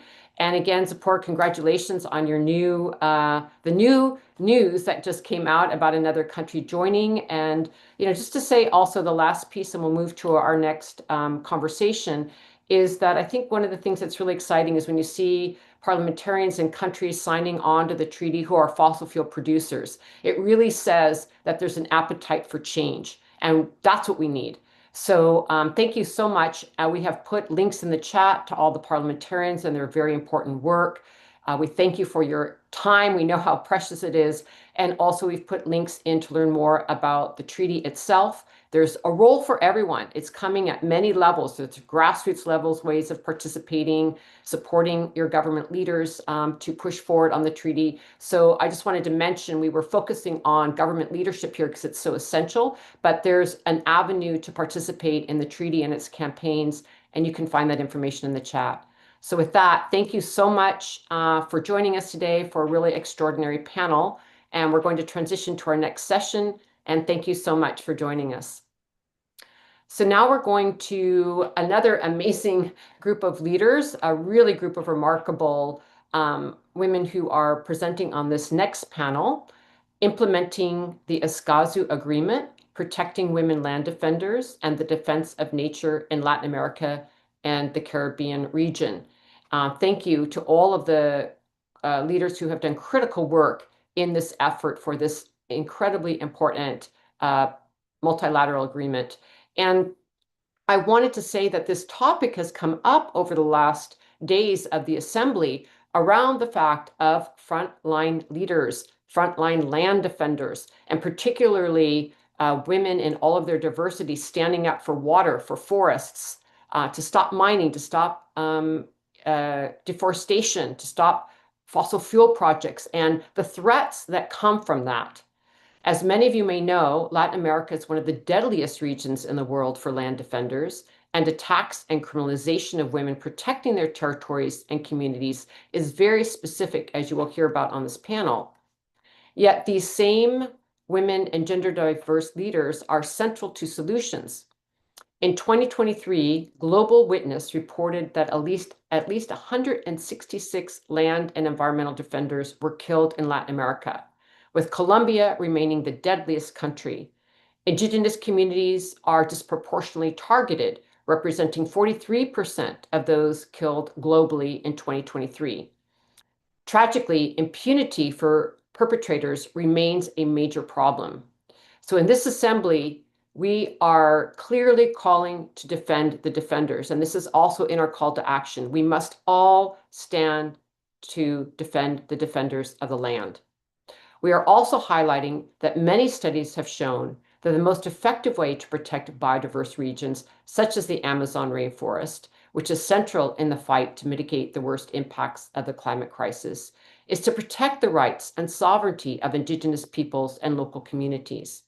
So it's imperative to implement policies such as those included in the ESCAZU agreement that are working to ensure human and Indigenous rights and the protection of environmental defenders, and to ensure access to environmental information. Along with many others, WECAN has been advocating for the ESCAZU agreement for many years, and on November 5th, 2020, it was fully ratified and entered into force on April 22nd, 2021. So that was a huge victory for all of us, and really amazing that this legislation was passed. The agreement is a groundbreaking multilateral accord that can help protect women land defenders who are under attack and preserve biodiverse ecosystems across Latin America and the Caribbean region. And at WECAN, we are engaged in a multifaceted strategy to ensure strong implementation of the agreement. Our campaign involves education for women land defenders about the agreement, and to this end, we have developed ESCAZU agreement toolkits for women land defenders and frontline communities in different languages, a resource designed to help women land defenders navigate the domestic laws of their countries to achieve the protections of the agreement. And we're going to put those links to the toolkit in the chat. We've also been developing collaboration with attorneys to assist in developing the most effective plans for implementation of the ESCAZU agreement, country by country, with the support of our partners at the Advance Center, and then also advocating with LAC governments for strong implementation of the agreement. And with that, please let me introduce this truly amazing group of women who have been champions and leaders of this fight for the ESCAZU agreement. And first, we're going to be hearing from Patricia Madrigal Cordero. She's the former Vice Minister of Environment and Energy of Costa Rica. Then we'll be hearing from Ruth Spencer, the Deputy Chair of Marine Ecosystems Protected Areas Trust from Antigua and Barbuda. Then we'll be hearing from Fanny Castro, who is Utoto and is the General Coordinator of the Coordinating Body of Indigenous Organizations of the Amazon Basin, COICA. She's from Colombia. Then we'll be hearing from Patricia Galinga, who is a Quechua leader from Sariaco. She's a spokeswoman for Amazon Women in Defense of the Jungle and is also our honored WECAN coordinator in the Ecuadorian Amazon from Ecuador. And then we'll be hearing from Miriam Miranda Chamorro, who is Garfuna and is the Executive Director of the Black Fraternal Organization of Honduras from Honduras. And with that, we will be now hearing from Patricia Madrigal Cordero. Me siento muy honrada por esta invitación. La Asamblea Global de Mujeres por la Justicia Climática, Camino hacia la COP30 y más allá, que está organizando la Red Internacional de Mujeres para la Acción por el Clima y la Tierra, WECAN. Un saludo muy especial para este grupo de mujeres valientes que luchan por un mundo mejor, personas que lideran procesos importantes que merecen ser compartidos y fortalecidos. Estamos en este panel sobre el acuerdo de ESCAZU y quisiera mencionar que el acuerdo de ESCAZU es un instrumento internacional que protege los derechos de acceso a la información, a la participación pública y al acceso a la justicia en asuntos ambientales en América Latina y el Caribe. Fue adoptado en un cantón cercano a la provincia de San José, la capital de Costa Rica, en el 2018. Entró en vigor en el 2021 y actualmente tiene 17 estados partes. El cuarto eje del acuerdo de ESCAZU se encuentra en el artículo 9, que establece la obligación para los estados parte de garantizar un entorno seguro y propicio para que las personas, grupos y organizaciones que promueven y defienden los derechos humanos en asuntos ambientales puedan actuar sin amenazas, restricciones e inseguridad. Lo más importante es la prevención de estos ataques. Sin embargo, de darse, deben investigarse o sancionarse para que los defensores de los derechos humanos en asuntos ambientales puedan ejercer su labor. Este tipo de ataques incluyen una variedad de acciones, tanto para ellos directamente como para su familia y su organización. En el marco del acuerdo de ESCAZU, en la primera conferencia de las partes, en el 2022, se estableció un grupo de composición abierta ad hoc que ha realizado 3 foros de defensores ambientales en Ecuador en el 2022, en Panamá en el 2023 y recientemente en San Kitts and Nevis para recibir insumos y escuchar del público los planteamientos y preocupaciones. La decisión 3.2 que se adoptó en la Conferencia de las Partes del 2024 aprueba el plan de acción para los próximos 6 años hasta el 2030. Este plan de acción incluye generación de conocimiento, reconocimiento, fortalecimiento de capacidades y cooperación para la implementación, evaluación, seguimiento y revisión del plan. En esta misma conferencia de las partes se aprobó la decisión 3-4 sobre la transversalización de la perspectiva de género. En esta decisión se alienta a los Estados parte para que fomenten la participación plena y efectiva de las mujeres en toda su diversidad, incluidas las mujeres indígenas, y la incorporación de la perspectiva de igualdad de género, tanto en la aplicación del acuerdo como en los planes y hojas de ruta de implementación nacional que deben elaborar cada Estado parte. El acuerdo de ESCAZU considera a las personas y grupos en situación de vulnerabilidad como un sector de especial atención, siendo las mujeres en la región vulnerables, marginadas. Se entiende la adopción de esta perspectiva de género como un tema muy importante a considerar para la aplicación. La Secretaría del Acuerdo de ESCAZU, la Comisión Económica para América Latina, la CEPAL, se encuentra elaborando con el apoyo de ONU Mujeres, así como de otros organismos, fondos y programas del Sistema de Naciones Unidas, una guía para la transversalización de la perspectiva de género en el acuerdo de ESCAZU para ser presentado en la próxima conferencia de las partes en el 2026. Entre enero y febrero del presente año, se recogieron insumos por medio de un cuestionario en línea y actualmente se encuentra en consulta la propuesta preliminar de índice anotado hasta el próximo 3 de junio. Este índice anotado se basa en nudos estructurales que identifican, por ejemplo, que usualmente la información ambiental que producen tanto las entidades del Estado a nivel nacional, regional y local, como las empresas privadas, está en un lenguaje altamente especializado y no es una práctica usual que se elaboren informes de resumen dirigidas a las comunidades y al público en general. Esto genera que el derecho de acceso a la información no sea pleno, que tenga estos obstáculos que debemos identificar para poder resolver, o que las prácticas culturales que siguen reforzando los espacios privados para la mujer y no los públicos limitan gravemente el acceso a la participación. Las dificultades del acceso a la justicia ambiental por los costos directos o indirectos, el tipo de lenguaje y la duración de los procesos, entre otros. Las defensoras ambientales sufren por estos patrones culturales, patriarcales, discriminatorios y violentos, y el predominio de la cultura del privilegio. Son estigmatizadas como opositoras al desarrollo, agredidas y maltratadas.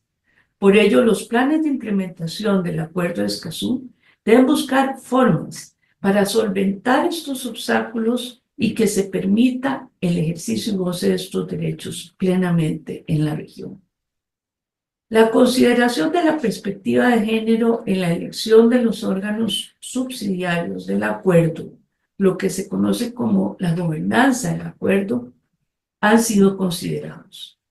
En el Comité de Apoyo a la Aplicación y el Cumplimiento, que es el órgano en el cual soy presidenta, los Estados parte eligieron 4 mujeres y 3 hombres. Igualmente, los representantes electos del público son 3 y 3. El comité es un órgano subsidiario de la Conferencia de las Partes y tiene por función apoyar en el cumplimiento a los Estados parte. Puede recibir comunicaciones tanto de los Estados como del público por incumplimiento, y en ese marco tiene competencias para detectar situaciones de riesgo frente a posibles ataques, amenazas o intimidaciones a los miembros del público que hayan presentado una comunicación. Las medidas que puede tomar para la atención prioritaria de estos casos pueden ser alterar el orden de consideración, convocar a sesiones extraordinarias, unir el fondo con la forma para una decisión conjunta y también otras como resguardar la identidad de quienes formulan la comunicación, establecer un mecanismo o recurrir a un sistema de protección internacional o regional, informar a la mesa directiva y, en fin, hacer las gestiones diplomáticas que sean pertinentes. De manera previa y antes de tomar una medida adecuada de protección, el comité debe consultar a quien formula la comunicación y debe atender a las condiciones particulares de la persona afectada y su entorno, buscando no perjudicar y propiciando un enfoque interseccional, intercultural y de género. Debemos unir todas las voces y voluntades para luchar contra la desigualdad y la discriminación para una mejor calidad de vida para todos y todas. Muchas gracias.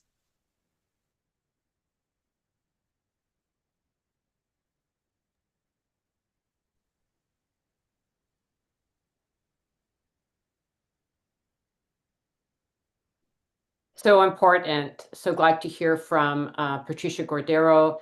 And, we wanted to start this session with really understanding from a government perspective what is going on and give people more background about the ESCAZU agreement.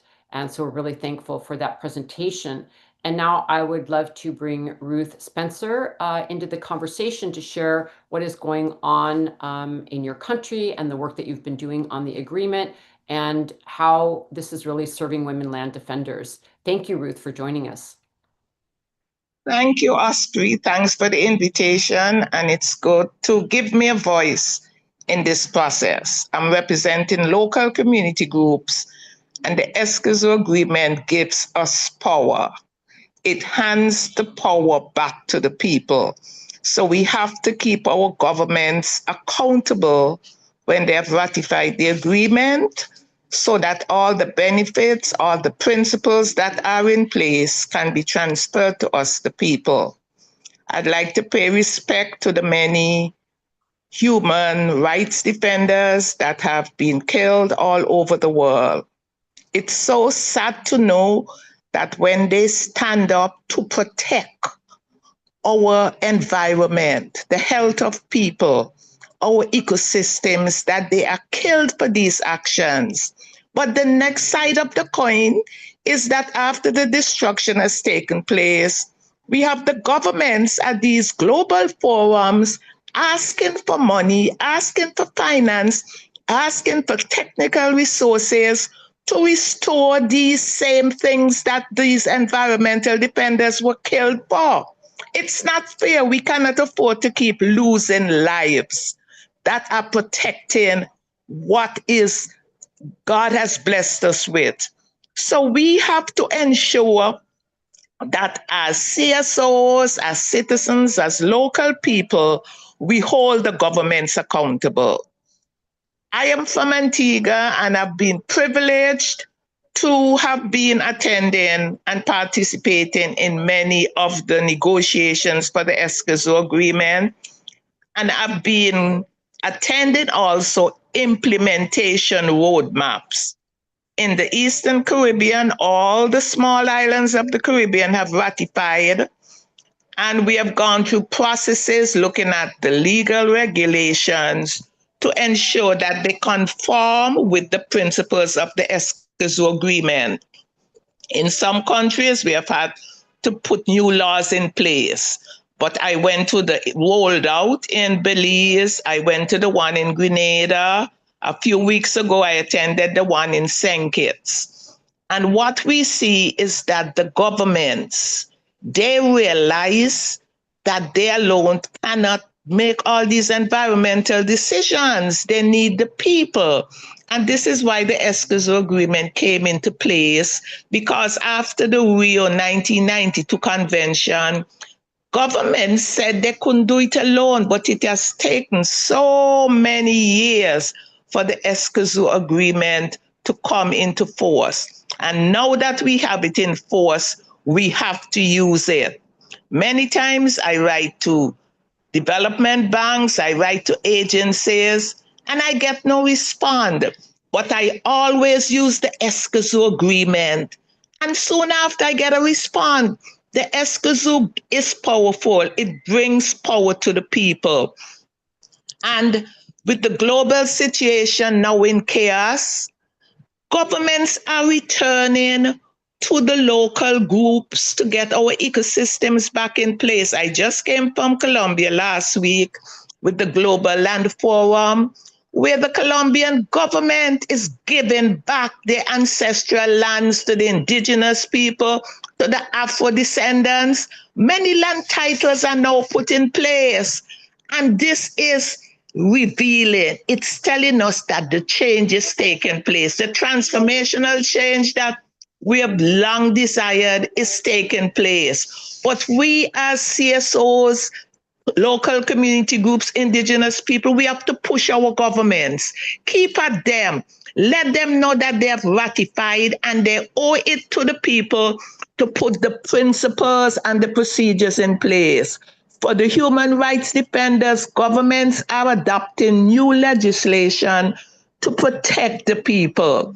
We should not be seen as busybodies, having no say in decision-making processes. ESCAZU gives us a voice, and we have to use this good to save the health of the people, the health of the economy, so that we can go forward, stopping the conflict, living in a peaceful, just society.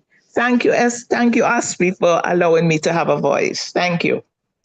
Thank you so much, Ruth. We really appreciate your leadership, and it's been so good to see you at the different government negotiations, and we always support your voice and work and your strength in all the things that you do, and particularly with the ESCAZU agreement and standing up for your communities. And thank you for your powerful, powerful voice. And now I would like to bring into the conversation Fanny Castro. And we'd love to hear from you, Fanny, just reminding people that you have your interpretation globe on the right bottom hand of your screen. Please go ahead, Fanny, you have the floor. Wonderful to see you.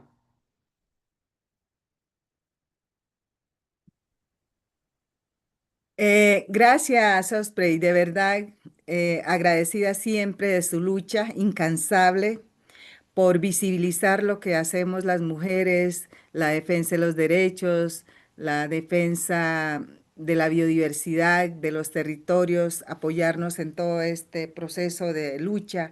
Para nosotras es muy importante tener aliados y aliadas como usted, que día a día hace este tipo de acciones que realmente como que toca la conciencia social, a ver si entre todos tomamos decisiones que benefician a la humanidad, como es, por ejemplo, la exclusión de los territorios del extractivismo de combustibles fósiles.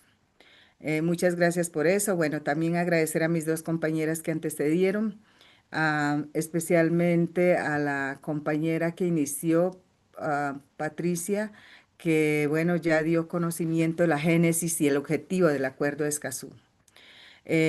Y yo quiero decir que este instrumento realmente es única en América Latina para los defensores y defensoras ambientales, con todas las bondades que trae este acuerdo, que ya lo dijo Patricia, pero también es una oportunidad para los pueblos indígenas y especialmente para nosotras las mujeres, líderes, defensoras del territorio. Una defensa que realmente no solo es verbal, sino es el trabajo diario que hacen nuestras mujeres en los territorios, las mujeres rurales, las mujeres indígenas de la Chagra, las mujeres que están día a día conectadas con el territorio. Ellas hacen defensa real desde su trabajo cotidiano Ellas son las que cuidan la biodiversidad, son las que regeneran las tierras degradadas, son las que reforestan los bosques y son las que defienden la vida en todas sus formas y manifestaciones en el territorio. Pero, sin embargo, aún vemos que el tema mujer sigue siendo secundario en todos los espacios y ámbitos. Por ejemplo, en el Plan de Acción Regional del Acuerdo de Escazú, el tema de género, por lo mismo, el tema de mujer se toca de manera transversal. Y esa transversalidad siempre ha sido crítica de la transversalidad, porque cuando un tema es transversal, es y no es. ¿Por qué? Porque se pierde, se difumina, porque no es algo concreto, no es un tema principal, sigue siendo un tema secundario. Por eso creo que es urgente, importante que los países latinoamericanos que ya adoptaron en su legislación nacional este acuerdo de Escazú, como es Chile, Argentina, Bolivia, Colombia, México, bueno, entre otros, no solamente es incluirlo en su legislación nacional, sino es cómo implementar esto en la realidad, en esos lugares que realmente no llega, digamos, la información y donde la información no sale. Por ejemplo, la violencia que viven nuestras mujeres en los territorios. Hay un subregistro sobre la violencia contra las mujeres. No solamente es feminicidio, no solamente es violencia por ser defensora, sino también hay una persecución y violencia política contra nosotras, las mujeres indígenas sobre todo. Y esto es grave. Muchas veces son desde el mismo ámbito comunitario o organizativo se recibe este tipo de violencia. Entonces, la situación de las mujeres indígenas y la situación eh, de jóvenes, mujeres y de la población en general está en riesgo permanente, sobre todo, como bien lo decía Osprey al inicio, Colombia, Brasil, em, digamos, son los que tienen mayor grado de violencia en sus territorios. Y no solamente es por parte de los extractivistas de combustibles fósiles que también violentan nuestros pueblos y a las mujeres, dejándolas estériles, dejándolas con enfermedades raras, a los niños, a los jóvenes, por todos los desechos químicos del extractivismo, de petróleo, de la minería ilegal, del narcotráfico, que también las fumigaciones o aspersiones aéreas dejan en los territorios contaminación y veneno. Entonces, no solamente expuestas a esa violencia física por actores ilegales o actores al margen de la ley, sino también las acciones del extractivismo que violenta de manera integral a nuestras mujeres y siempre digo y repito que hay pueblos en altísimo riesgo de extinción física. ¿Por qué?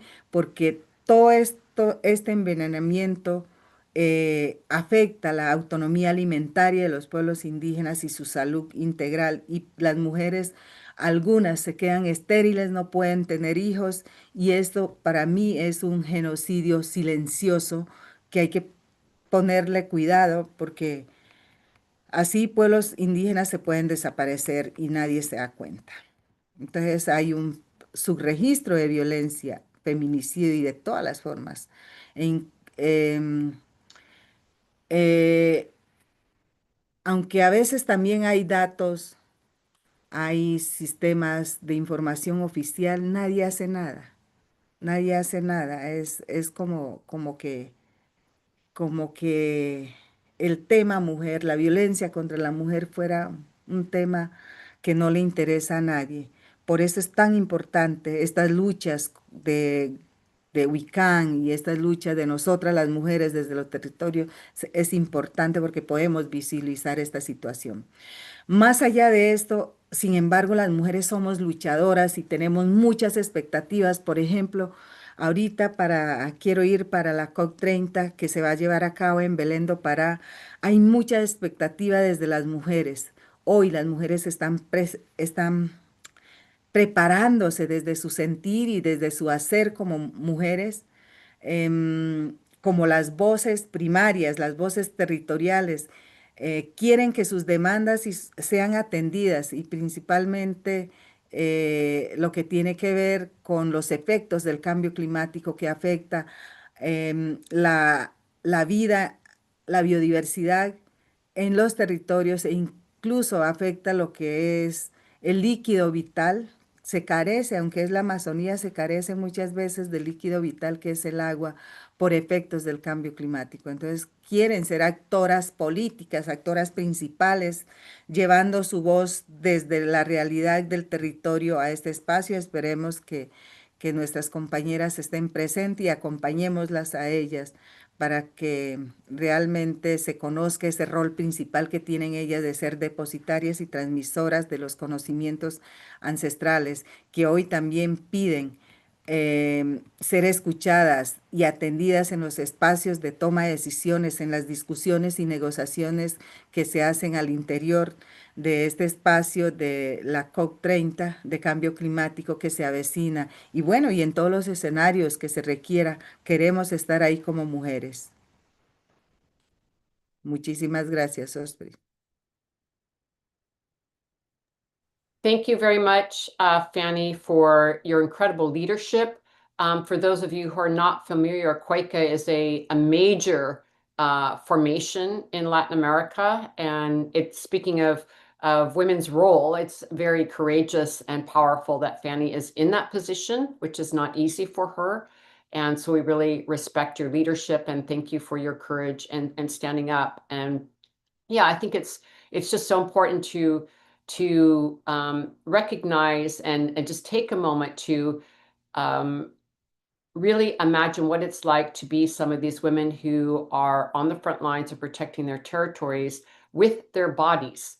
You know, we have many, many stories and allies of, you know, so many allies that we have talked to about what this means for them and the connection between the women knowing that the land is their body, their future, their life, their connection. And imagine being in that place where your home is being attacked at that level, where you are risking your own life to protect your community, your children, the land, and the next generations. And I just wanted to highlight just taking a moment to understand real lives, real women who are in this experience, and that it is very specific for them because it also includes, you know, things that that others don't experience. As an example, sexual violence or threats to families. It's really compounded certain kinds of threats because of sexual orientation as well. So with that, I would love to bring Patricia Galinga into the conversation. And I did introduce you earlier, Patricia, but I also wanted to take a moment to celebrate and acknowledge that you have been very recently appointed as an advisor on Indigenous issues at the UN Permanent Forum on Indigenous Issues. And so I just really want to acknowledge your new role in that and congratulate you. And they have picked absolutely the right person to do that. So with that, Patricia Galinga, please, you have the floor.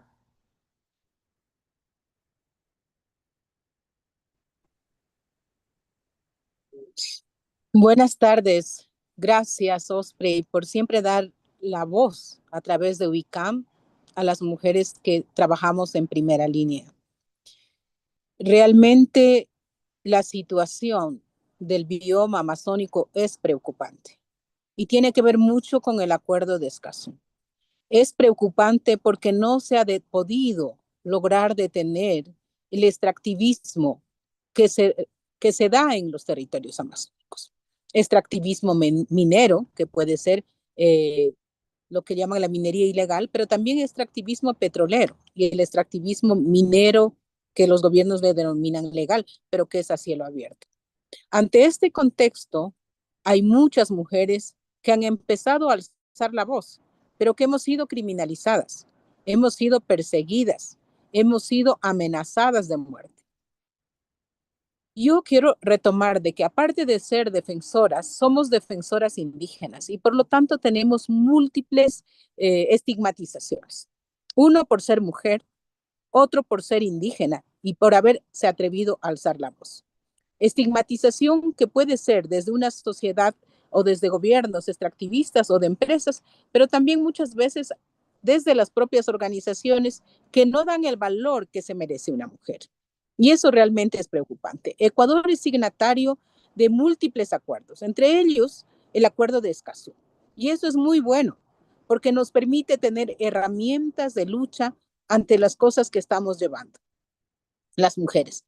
Las mujeres hemos visto que es importante organizarnos desde nuestras propias perspectivas, porque muchas veces las perspectivas de las mujeres frente a la lucha contra el cambio climático, frente al extractivismo, no son escuchadas como debería ser. Yo siempre digo que si nos escucharan, las cosas cambiarían dentro de las organizaciones. Si incluyeran a las mujeres en tomas de decisiones participativas, estuviéramos en un cambio que podría generar cosas positivas de manera muy profunda y no estaríamos en este caos de que la naturaleza, el ecosistema amazónico, esté en una crisis súper grave. Sí, estamos en crisis. Los ríos contaminados, intereses extractivos que mayoritariamente vienen promovidas de los gobiernos centrales y inducidas por las empresas extractivas. Algo que nos tiene muy preocupado. Con el colectivo de mujeres amazónicas lo que hemos tratado es de empoderarlas, de que ellas puedan tener herramientas adecuadas, de que puedan tener aliadas que puedan ayudarles, entenderles y en algún momento refugiarles en momentos graves y críticos. Hemos visto muchas veces que a las mujeres les buscan desprestigiar desde distintas maneras para evitar que se alcen sus voces. Tratan de quitarles de los espacios dirigenciales, tratan de desprestigiar ante sus bases y en eso son muy expertos las empresas. Las empresas extractivas estudian a nivel psicológico, a nivel antropológico, a los pueblos indígenas y a las mujeres indígenas y buscan que haya una forma de desprestigio para hacer que no haya credibilidad hacia las mujeres. Y eso se ha visto con muchas lideresas y por eso es que las mujeres nos hemos reunido como colectivo para tratar de sostener y de desvirtuar estas realidades. Y para tratar de apoyar si una compañera de nosotros que alza la voz esté judicializada y que cuando sea amenazada no tenga miedo, porque hay un equipo que está apoyándola y que si sus familias están en riesgo, busquemos la forma de protegerlas. Eso es una realidad latente, eso es una realidad que vive América Latina, es una realidad que vivimos las mujeres, es una realidad que viven los defensores de derechos humanos y de la naturaleza. Y es una realidad en la que estamos aquí, en estos momentos. Yo temo mucho de que se abra la ronda suroriente, que afecte nuevamente a nuestros territorios. Llevamos ya décadas de lucha, muchos años de lucha. Yo estoy acá desde muy joven y hemos logrado sí detener, expulsarles, pero nuevamente están dispuestos a volver con sus garras a tratar de desvirtuar, a tratar de convencernos de algo que no puede ser, porque nuestros principios no se pueden vender, no podemos decir esto es negociable, la vida no es negociable con justificaciones económicas, la vida hay que defenderla. Los territorios indígenas amazónicos son los que están nutriendo de un equilibrio planetario todavía. Si destruyen estos ecosistemas que son tan vitales para la humanidad, habrán destruido la vida del planeta y la vida de la humanidad. Por eso es tan importante que en estos tiempos las mujeres seamos las que estemos alzando la voz y las que digamos no puede entrar más extractivismo a nuestro territorio. Y si para eso el acuerdo de ESCAZU nos sirve como elementos, leyes que amparen nuestros derechos, ahí estamos de acuerdo. Muchas gracias.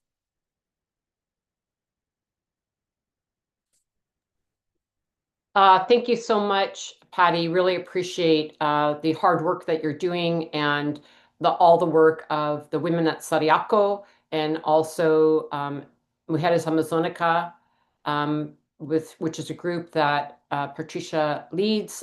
So many incredible, powerful women in the Amazon protecting that territory for all of us and at great risk.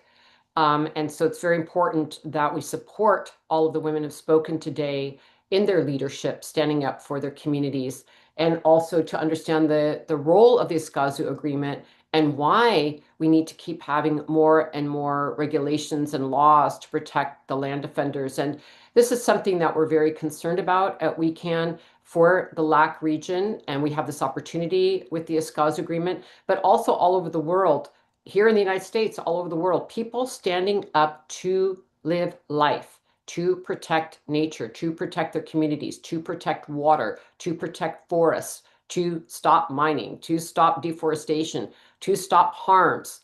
The insanity that we are criminalizing people standing up for the web of life, that we're fighting our own governments, we're fighting our own financial institutions to live.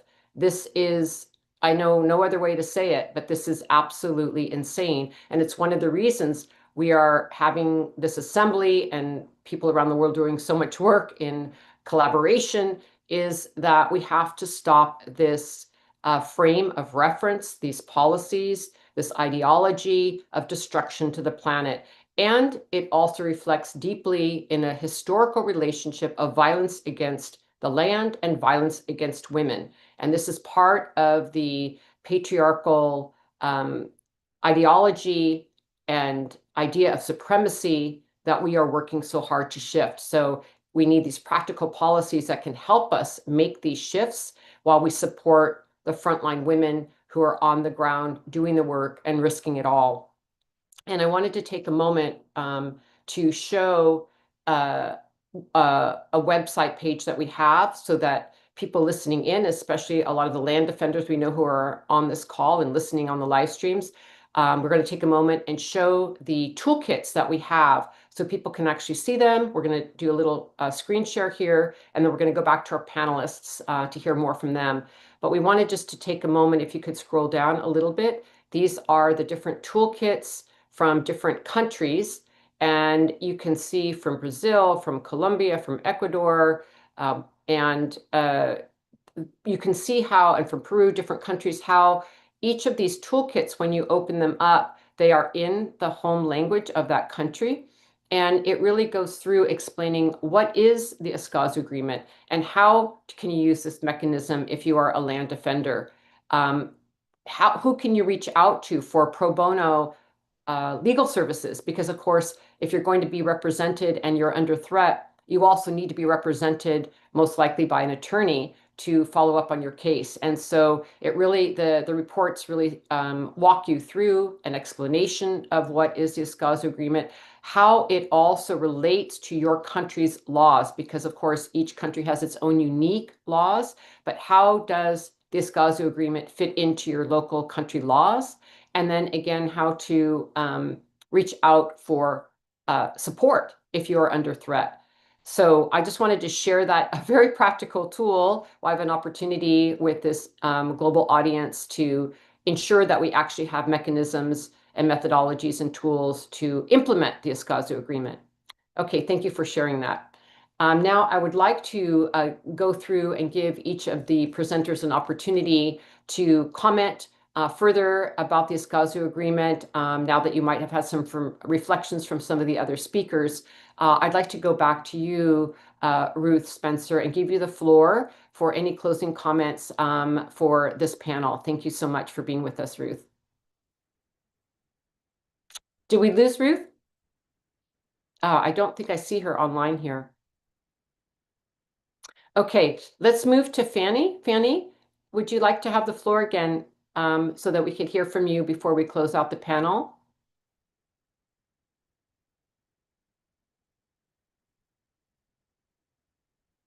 Maybe we could have some technology support for Fanny. Thank you.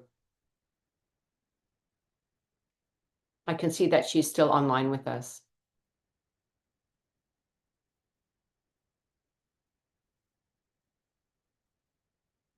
Fanny?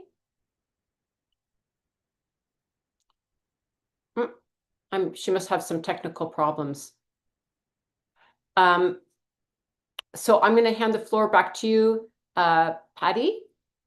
Patricia Golinga. I'll give you, oh, wait, we have Fanny back. Sorry. Okay. Hola. No problem. Fanny, we just want to give you... Muchísimas gracias por este espacio. De verdad es único este espacio y hacer un llamado a las mujeres, ¿no? Indígenas, no indígenas, mujeres somos y creo que la violencia no tiene fronteras, no tiene raza ni credo, sino que por el hecho de ser mujer muchas veces se es violentada. Entonces,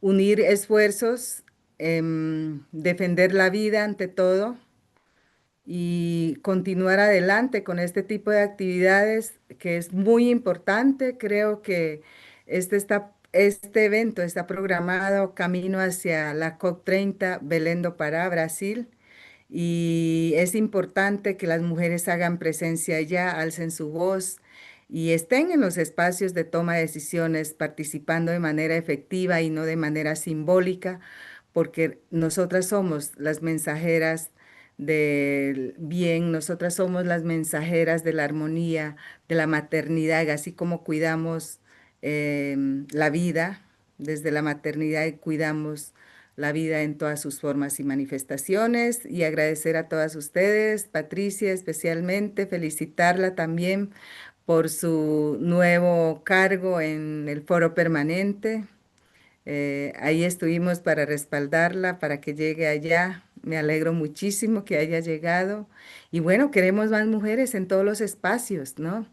Y con Osprey vamos a seguir uniendo fuerzas para continuar elevando las voces de las mujeres. Muchísimas gracias.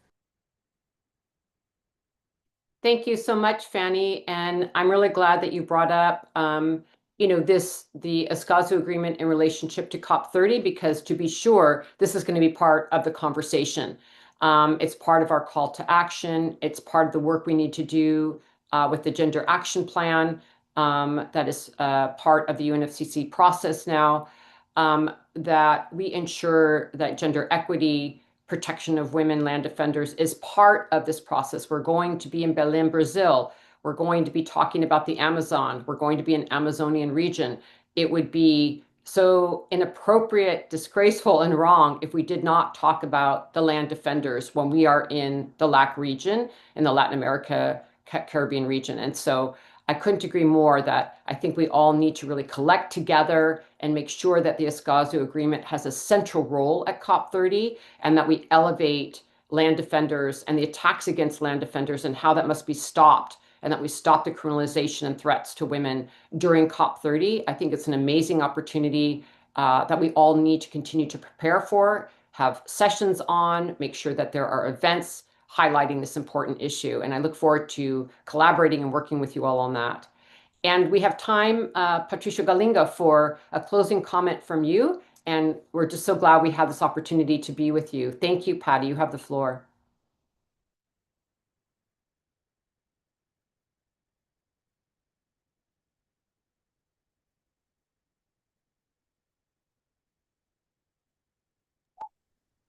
Muchas gracias, Osprey. Este espacio es muy importante porque da la voz a las mujeres. Gracias por las felicitaciones que he recibido por la designación al Foro Permanente de Cuestiones Indígenas.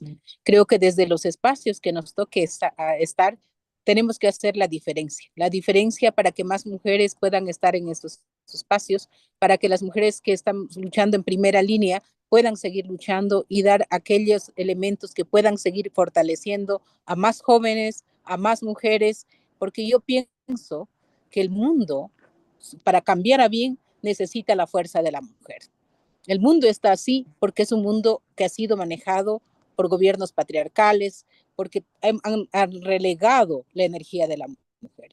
En estos momentos considero que es importante y elemental que las mujeres puedan seguir participando y fortaleciéndose. Gracias por este espacio que permite que podamos estar unidas desde distintos espacios del mundo y podamos conocernos.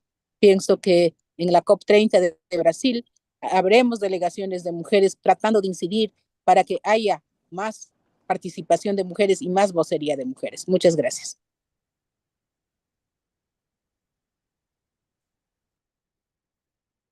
Thank you so much. I really appreciate your time, the incredible dedication and courage that you all have for this work. And let's stand together to defend the defenders. Let's stand together to defend the defenders and protect the women on the front lines. And I look forward to organizing with all of you. And thank you again for this important conversation. And with that, we're going to go ahead and close this panel. And we'll be taking a short break between now and the panel that comes in about 10 minutes. We'll see you soon. Thank you so much.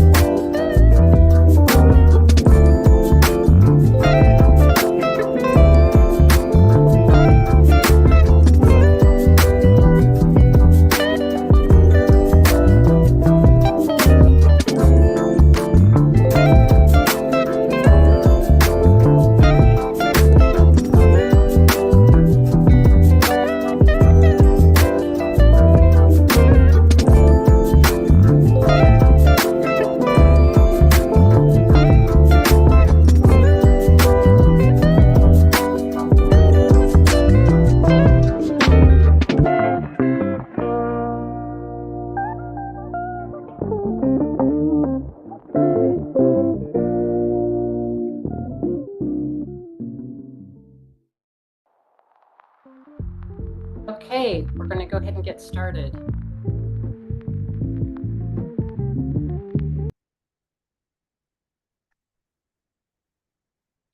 So thank you all for being with us. It's really been such an amazing day so far, and we're going to continue with 2 more amazing panels going forward. I want to welcome this outstanding group of leaders who are presenting on the panel, Oceans, Freshwater, and Climate. Thank you all for your important work and leadership, and I'm really thankful that you're here to be with us for this assembly. I want to echo what so many of us have learned from the words that we heard around the world from water protectors at Standing Rock in the fight against the Dakota Access Pipeline. All over the world, we heard, Maniwi Choni, water is life. Maniwi Choni, water is life. Earth's oceans, rivers, glaciers, and the hydrological cycle are gravely threatened by the climate crisis. We know that greenhouse gas emissions, pollution, and human exploitation are destabilizing the water systems fundamental to all life on Earth. Water is life. And I want us to keep saying that as we're hearing everyone, because we get so distant in our modern lifestyle and how we live that we can forget when we just turn on our water faucets in our homes where that water is coming from and how we actually can't live without it. And so, yes, we need to keep remembering how important it is to protect the water and that water is life. And also this is true of the womb of the world, which are the ocean waters, and how important the ocean waters are to our very existence. So in our call to action for this assembly, we are highlighting that we need to protect the rights of water and to recognize that the human right to sufficient, safe, and clean water, that right belongs to all of us. That we need to outlaw water privatization. Water should be a free public good everywhere. And that's going to become even more important as the climate crisis escalates. We're going to see a decrease in access to water and healthy and clean water. And this is why we're really advocating that it's not privatized. It shouldn't be, again, something that just is for the wealthy elite and people who can afford to buy water. No, water belongs to all of us. Water is life, and it should be something that is equitable and accessible. Regarding the ocean, we know that the ocean plays a fundamental role in mitigating climate change by acting as a major heat and carbon sink. But the ocean also bears the brunt of the climate change, as evidenced by changes in temperature, currents, and sea level rise. We live on a water planet, and there's no conversation about the climate crisis that can be had without addressing water, whether in some regions there's far too much of it, and in other regions far too little of it. Water is a major component of what we're experiencing on our planet as we're going through this huge, many-faceted crisis. So I really look forward to this important discussion with amazing leaders who are really experts in telling us and sharing with us about this work. First, we're going to be hearing from Cecilia Mauta. She's the African Program Director from International Rivers Network in South Africa. She's not able to be with us today, but she did send us a recording. Again, due to some time zone differences, she ended up needing to send us this recording, so we're really honored to have her voice shared here. Then we'll be hearing from Vassar Steggall, who is the president of the Oxygen Project from the US and is doing remarkable work, which you'll be hearing about. Then we'll be hearing from Caroline Mayer-Toby, who is Wairau and Colleen Ago. She is the executive director of the Institute for Small Islands. She's an attorney at law at Mayer and Company. She is the global ambassador for the Wairau Nation of Trinidad and Tobago, and the former chief empowerment officer at She Changes Climate from Trinidad and Tobago.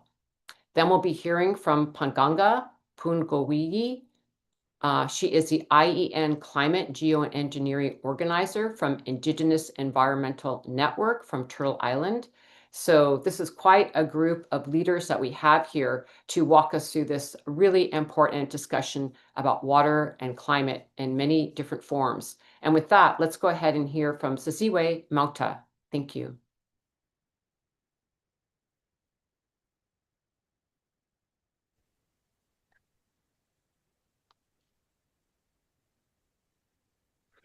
So climate change is one of the most pressing global issues in contemporary times, and hydropower plays a substantial role in aggravating climate change. What we've seen is that proponents of large dams, they hope to capitalize on this concern for climate change, and they're promoting a major expansion of large dams within the Africa region. You have industry associations like the IHA, you have corporations, development banks, and governments who continue to propagate this falsehood of hydropower being a viable solution to mitigate the climate crisis, and making claims that hydropower actually doesn't contribute to climate change. Secondly, there's a big move to alleviate energy poverty within the Africa region, and there's a view that this can be done through the development of hydropower. In the DRC, for example, we know that the World Bank has approved a loan to the government of the DRC with the reasoning that the 21.5% energy access rate obviously needs to be increased. And they see hydropower as the way to go about this.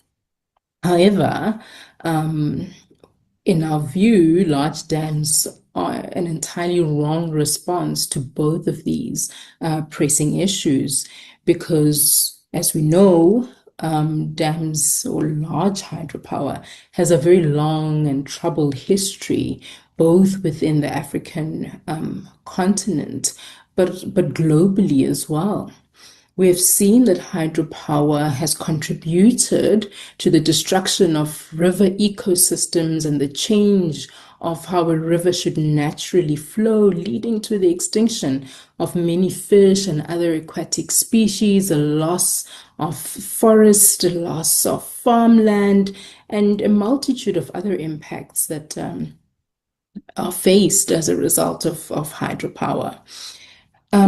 Contrary to what the dam industry says and claims, which is that dams produce clean or green energy, most reservoirs emit greenhouse gases and, as a result, contribute to the planet's climate crisis. And with methane that is emitted from these dam reservoirs being one of the strongest and most dangerous greenhouse gases, along with carbon dioxide, this claim of hydropower being clean or green is totally fallacious. Large dams also are known to cause huge damage to people's relationships with their land, with their water, with their way of life, with their livelihoods. What we've seen is that the land grab and the grabbing of water have led to the displacement and the impoverishment of communities, often with very little to no compensation.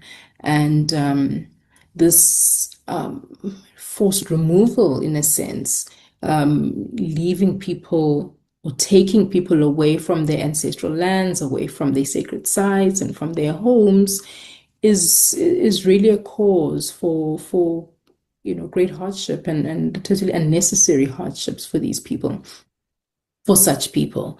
Communities are also divided. One of the tricks that companies employ is a divide and conquer strategy, where certain parts of the communities are, presented with benefits, which really undermines people's customary ways of decision-making or the traditional ways of deciding as a community, and dividing them entirely.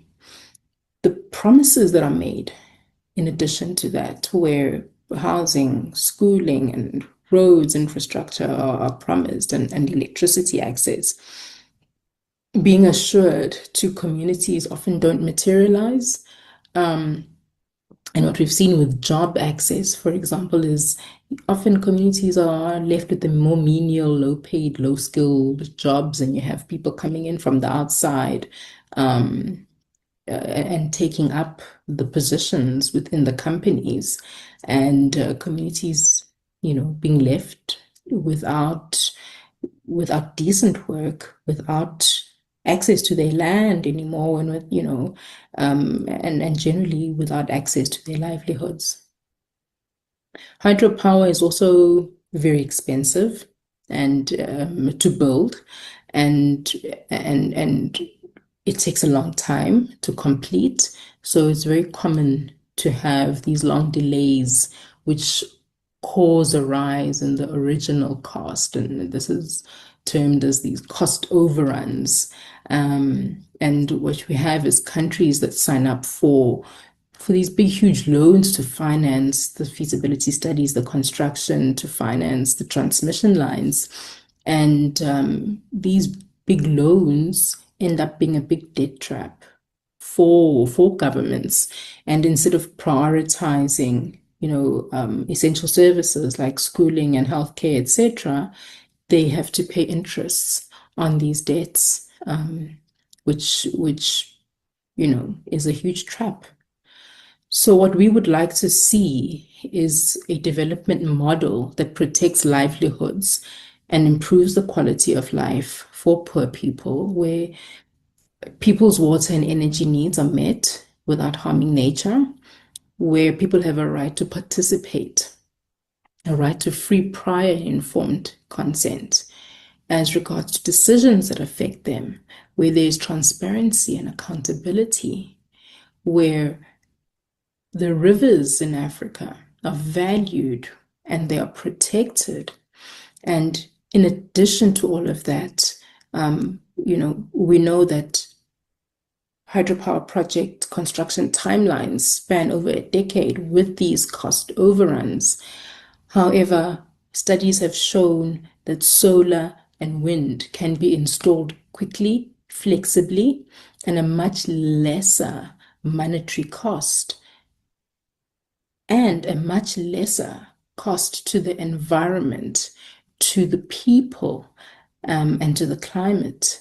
And it's disingenuous why hydropower is just seen as, or rivers are seen as, this resource to be exploited, where in fact there are far more viable, decentralized energy systems that can be utilized for the benefit of countries and communities and citizens in the developing nations.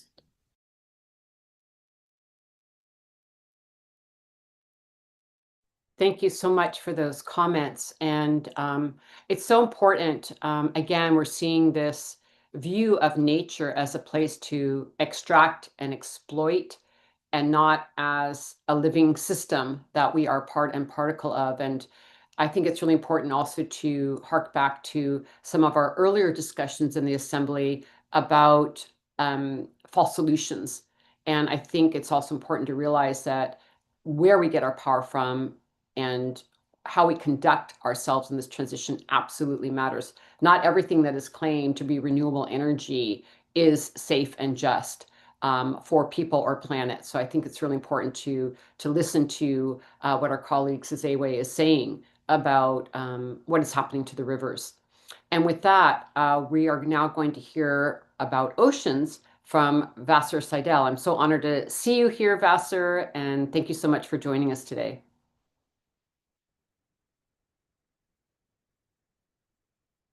You have the floor, Vassar. Thank you for joining us.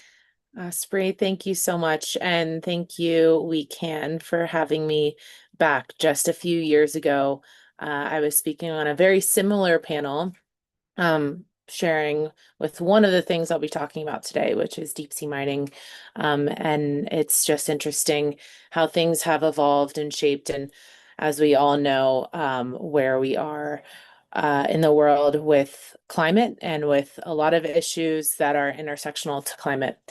I want to first just share that water is something that is deeply personal to me, and I know really all people, whether we're conscious about it or not. I think that's exactly, Osprey, how you opened up this panel. And my name, I was named after a line of men in my family, and my name Vassar actually is derived from Germanic meaning of water, which I didn't even know until doing more of this work and meeting dear friends who are German and saying, you know, your name is so weird, it means water. Of course, it's spelled in German with a W, but just as kind of a full circle moment for me and just a recognition of how critical this purpose is for me, and I think a shared purpose that we can all come around and really recognizing the intersection of water, whether it's ocean or waterways, or even just the water that if you're lucky enough to have come out of your sink, and climate and really the biggest issues like conflicts that are happening around the world today. So today I really want to focus in light of just coming off of being at TED Countdown in Nairobi. I also attended my first climate reality training in Nairobi right before that, and really seeing so much energy in this space over time. I mean, we just heard about dams and energy, and there's so much rightly focused in ways around climate solutions like scaling green infrastructure and the energy transition. And at the same time, we need that energy focused on the climate solutions that is defending nature itself. Those things have to happen in tandem, and we need to see that conversation being elevated at these levels, like what we're talking about today, and the much broader conversation around COP. And you know, one of these things and something that we're working at the Oxygen Project is focused on protecting our global commons from the imminent and looming threat of deep sea mining, and also other ecosystems that are facing and destruction facing ecosystems and communities around the world. We're focused on a project right now in Panama to relocate a port that's jeopardizing 25%, an area that's 25% of mangroves in Panama. And so it's really just so critical that we protect intact ecosystems that are vital and often overlooked climate solutions, and are also quite literally our life support systems. Our communities, they're sequestering carbon, it's regulating planetary temperatures, it's sustaining life. And at the Oxygen Project, which is an organization I am lucky to work with my team and run, we use storytelling, education, and bold campaigns to defend these ecosystems and uplift the voices of people in these communities.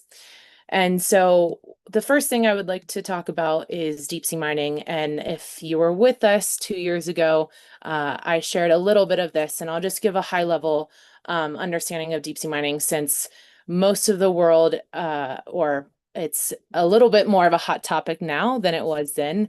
I would say thanks to the executive order from Trump's administration, and also some other recent developments in deep sea mining. But just for people who have not heard about the issue, deep sea mining involves extracting minerals from the deep sea, which is our global commons. And the deep sea is our largest habitat on Earth and one of the most biodiverse places on this planet. It's also our largest carbon sink, and damaging and mining this ecosystem and the deep sea will exacerbate the climate crisis.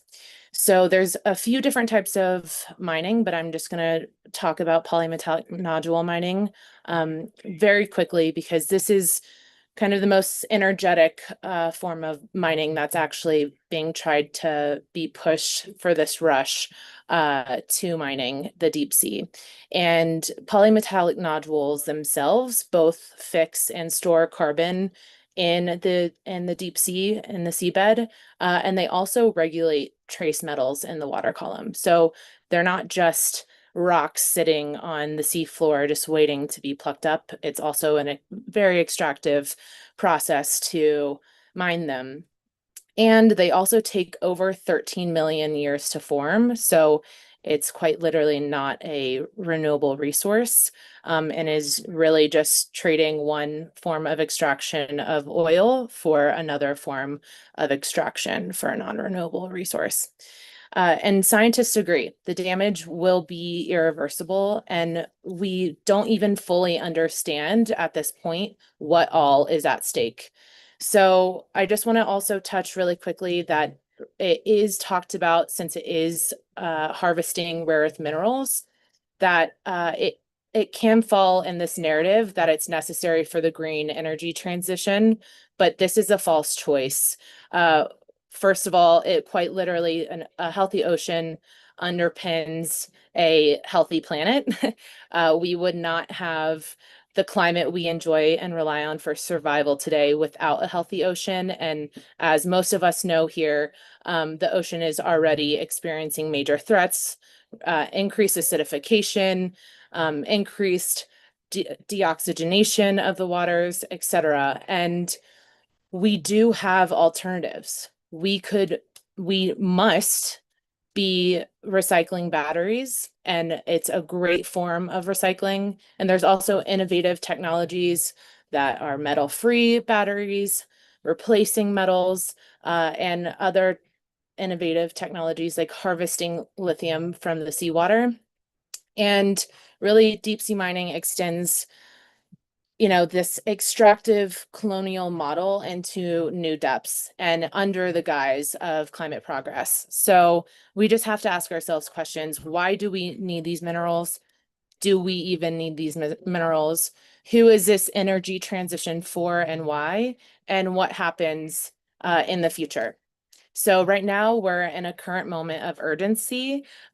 We have the International Seabed Authority, which is the UN body that regulates deep sea mining, and they're meeting in July. And right now the new Secretary General is seemingly open to pressure, both from what's happened with the executive order and the US, and also, other pressures from geopolitics around the world, with China, with what's happening in the Middle East right now, and military conflict. And she is requesting final comments on the mining regulations, which is sparking controversy and is also extremely concerning for really the world and organizations and civil society that have been calling for a due process and really the regulations to be done in the correct form that would take the environment into account. And there is global consensus that, and civil society is very clear, there's hundreds of scientists, EU, Parliament, and 37 countries that have all called for a moratorium, precautionary pause, or ban. And we have to really root into a moratorium, precautionary pause, or ban at this time within the framework of the International Seabed Authority to really promote a healthy ocean for future generations. I mean, we're talking about timescales that really are critical for the survival of humanity and the even being able to try and reach our climate goals. So one quote I would like to end on from Sir David Attenborough. It's one of my favorite because it really just encapsulates the importance of this issue. Is the fate of the deep sea and the fate of our planet are intimately intertwined, that we should be considering the destruction of these places and the multitude of species they support before we have even understood them, and the role they play in the health of our planet is beyond reason. And so Sir David Attenborough really says it best. And then I just would like to also focus on protecting mangroves as a climate solution, which this is just one example from many different issues around the world facing communities all over the world. I heard so many cases of this at the climate reality training from young activists all over Africa who have similar issues in their communities and facing ecosystems and their communities. And while, you know, the deep sea touches us all politically in our nations and quite literally the ocean, that, like I said earlier, we all rely on for survival, and actually is the reason why we don't have runaway climate change today. Over 93% of the heat has been sequestered by the ocean, and about 1/3 of carbon emissions have been sequestered by the ocean. And the other reason why we don't have runaway climate change today is because of people and protecting their homes, protecting their communities, protecting their bioregions around the world, and the remaining intact bioregions that we have around the world. And we have to continue both supporting and protecting these bioregions and these communities, as well as the ocean. So I just want to focus on one example that we're working on. It's a campaign to relocate Puerto Baru, which is a port in Panama that is jeopardizing an area that comprises 25% of the mangroves in Panama. This is in a region called the Mangroves David, which is a protected mangrove ecosystem. And this port has been licensed in the heart of that. And if allowed to move forward, it risks these vital mangrove ecosystems, displacing marine life and these communities that rely on these ecosystems for livelihoods and food security. And just to touch on why mangroves, they are nature's frontline defense. They absorb carbon, prevent floods, and support marine biodiversity. Just to throw some numbers in here, mangroves save $855 billion in flood protection globally. That's every $1 invested in mangroves can save up to $6 in disaster recovery.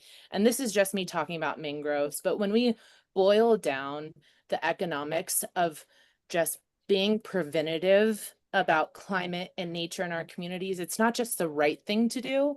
It's also better to be preventative economically than destroying our ecosystems and having to reap the disaster that ensues. And also, as many people on here probably know, mangroves are one of the best carbon sequesters in natural communities. They have a carbon sequestration rate that's 10 times greater than mature tropical forests. And it's really nonsensical to destroy these ecosystems for really any reason at this point in juncture in time.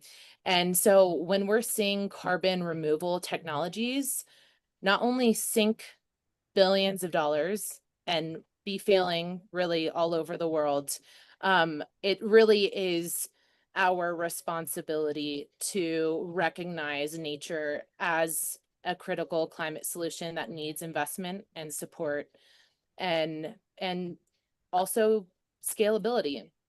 And so what happens in places like Puerto Baru, this is one example of many places around the world where it seems like a very niche local issue, is really a global one. And we all have a responsibility to act. And just with Puerto Baru, there's 2 Supreme Court cases active against the port.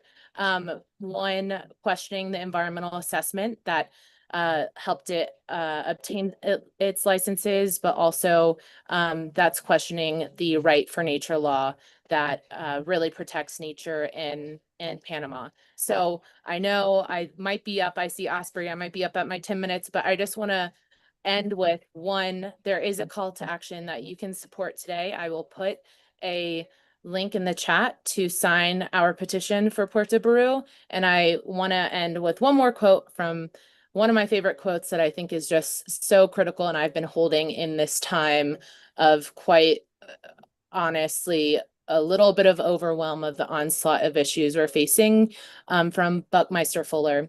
And he said, "We are called to be the architects of the future, not the victims." So thank you so much. Thank you, Osprey, for the time. And I'll put that link in the chat as one way that you can take climate and action today. Thank you. Great. Thank you so much, Vassar. Thank you for the really wonderful work you're doing. It's so important. And I'm hoping we'll have a little bit of time at the end of the presentations to maybe loop back around to talk some of these things around, especially what is going on with the deep sea mining updates. I have a few questions about that, but we'll come back to you. But thank you for your ongoing work in so many ways. Really appreciate it. And with that, I would like to bring Caroline Mertobi onto the call. And if you joined us a little bit late, you've already been introduced, so I didn't want you to think we're just throwing your name in there. We had introduced everyone at the beginning of the session, but you have the floor, Caroline. Thank you for being with us. Thank you very much for having me here, Osprey and Rican. And I just want to say thank you to the viewers for coming today. And this is an important time. This is an important topic. We are seeing now more than ever the challenges in society. I don't want to make this too political because, you know, I love you guys. I don't want to make problems for you all. But right now, we are in a difficult time when it comes to protecting the environment. So what I want to do is just clear the space, set the intention, thank the ancestors, invite them in. If you are worried about this or afraid of this, just pray to your God. This is non-denominational.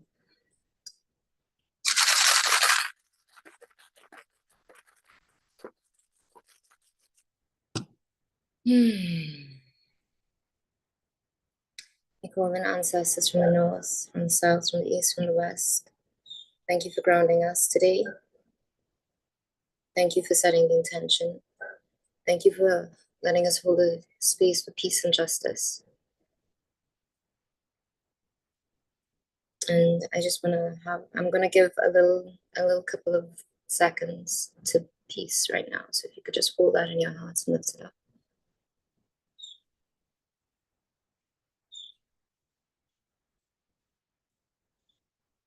Thank you.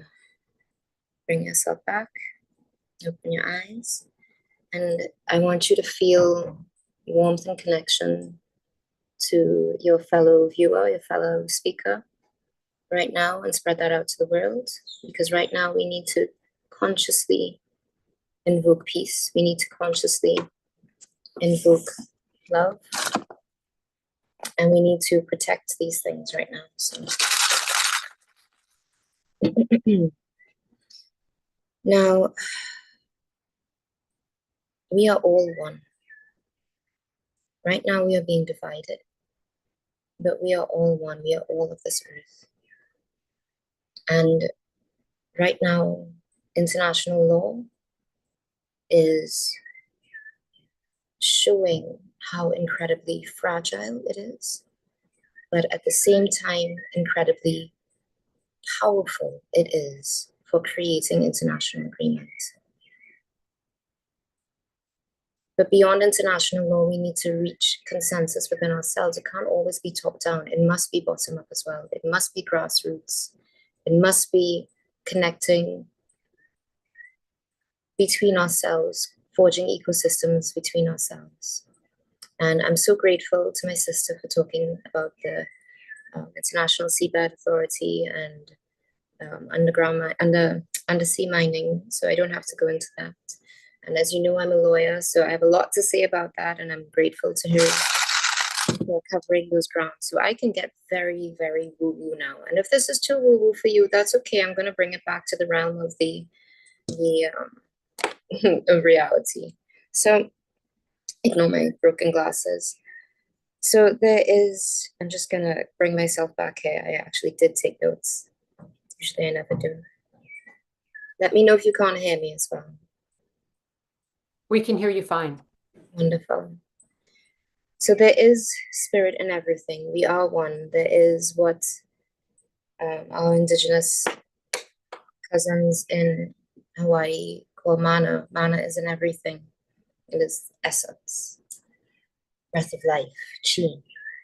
The Holy Spirit. It is something that we all talk about, that we all understand, that's moving within us right now, causing us to sit together in this meeting. Nature will out. so blind, I can't see anything. Just put back my broken glasses on. Nature will out of the most cruelest and deprived environments. And I really love to think of my little buddy, my little favorite champion, who is the iron snail at the bottom of the ocean. So I'm sure you've been following, but there is this adorable little snail that exists there where his shell is entirely made of iron, and on his foot he has iron, and so it's from the deposits that he's in the water that he's ingesting. She's ingesting. Sorry, I'm just gonna call out the girlies. They're ingesting. Let's go for quality and unity, okay? And it's amazing to me that we can, as a universal species, evolve to such a level, you know, on this planet, to where we can eke life out of anything. And so this reminds us that the earth will persist. Mama Gaia will persist. Pachamama will persist. Atabey will persist. And I'll introduce you to those guys in a little bit. Well, those ladies in a little bit. But we might not. And there's a strange desire for, I'm going to tread very carefully here, certain people, certain factions throughout history to take advantage of that and the inequality that it causes, the resources being extinguished. We don't need to go into those details. We don't need to see, we just need to turn on the news to see what's going on there. And what happens when breakdown occurs and when it's flamed by human aggression. Let's not go there. We can actually make a choice. We can actually decide to live in a world that is pure, that is clean, that is sustaining. You know why? How I know this? Because we've been doing it for millennia. And we need to trust Indigenous science. We need to trust Indigenous science. We need to trust Indigenous science. I can't tell you. Because, come on. When there is an Incan skull that has been trepanned, that has been drilled into, that has a gold disc, that has the cranial material, the skull growing over, and it shows you that we were doing, our cousins in the Andes were doing brain surgeries and they survived. Come on, we need to trust Indigenous science and ways of living. And everybody's like, oh, I don't want to go back to living in the thing. Well, you know what we have? We have technology now. But if you smash it up, if you break it up, there's no way that you could find out the incredible marine resources that are available to us.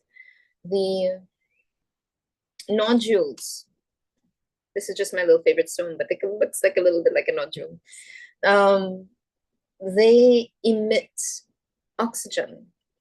We don't know how, but that's amazing. And that makes you think about and question life. How did that start? Was that a chemical reaction in a stone at the bottom of the ocean that happened millions and millions and billions and billions of years ago? And now we are enjoying this rich harvest of this strange little stone animal. We don't even know what it is. We don't know what sentience is. We're now starting to talk about sentience. I've been talking about sentience for a long time. Animals are smart. Plants are smart. Plants have eyes. Clams have eyes. If you look out at the seasons now, if you look at the AMOC, if you look at the Gulf Stream, if you look at the trade winds, they're all off, you know? And if you talk to Mother Earth, the seasons are different. We used to have a dry season that was set in stone, a rainy season that was set in stone. Pitika Rem, where you can plant during the rainy season and we used to be a bread basket. Now we're flooded all the time. What do we do? What do we do? What do we do? We listen to the elders. We preserve their knowledge for all of humanity as a global treasure for all humanity.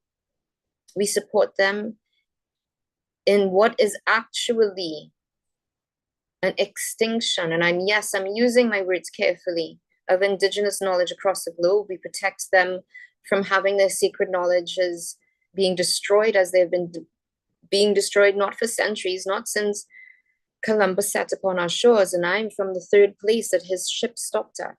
I am Kalinago and Warao. I'm also mixed with other Chinese, Indian, African, other things. They roasted our nobles upon a spit. There are rumors that they ate us.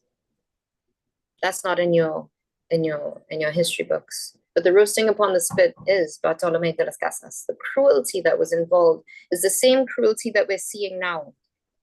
Again, I walk carefully. I retreat to the realm of the woo-woo, spiritual.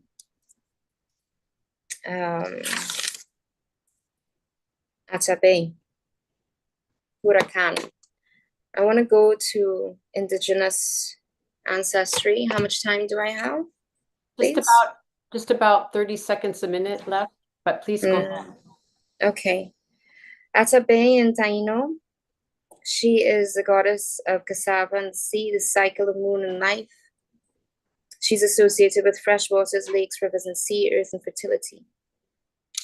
She is the goddess in Taino, is Huracan, god of hurricanes. Now, I want you to understand how important nature is to indigenous communities. And if I may I just take 2 minutes to do this extra? I'm so sorry for going over.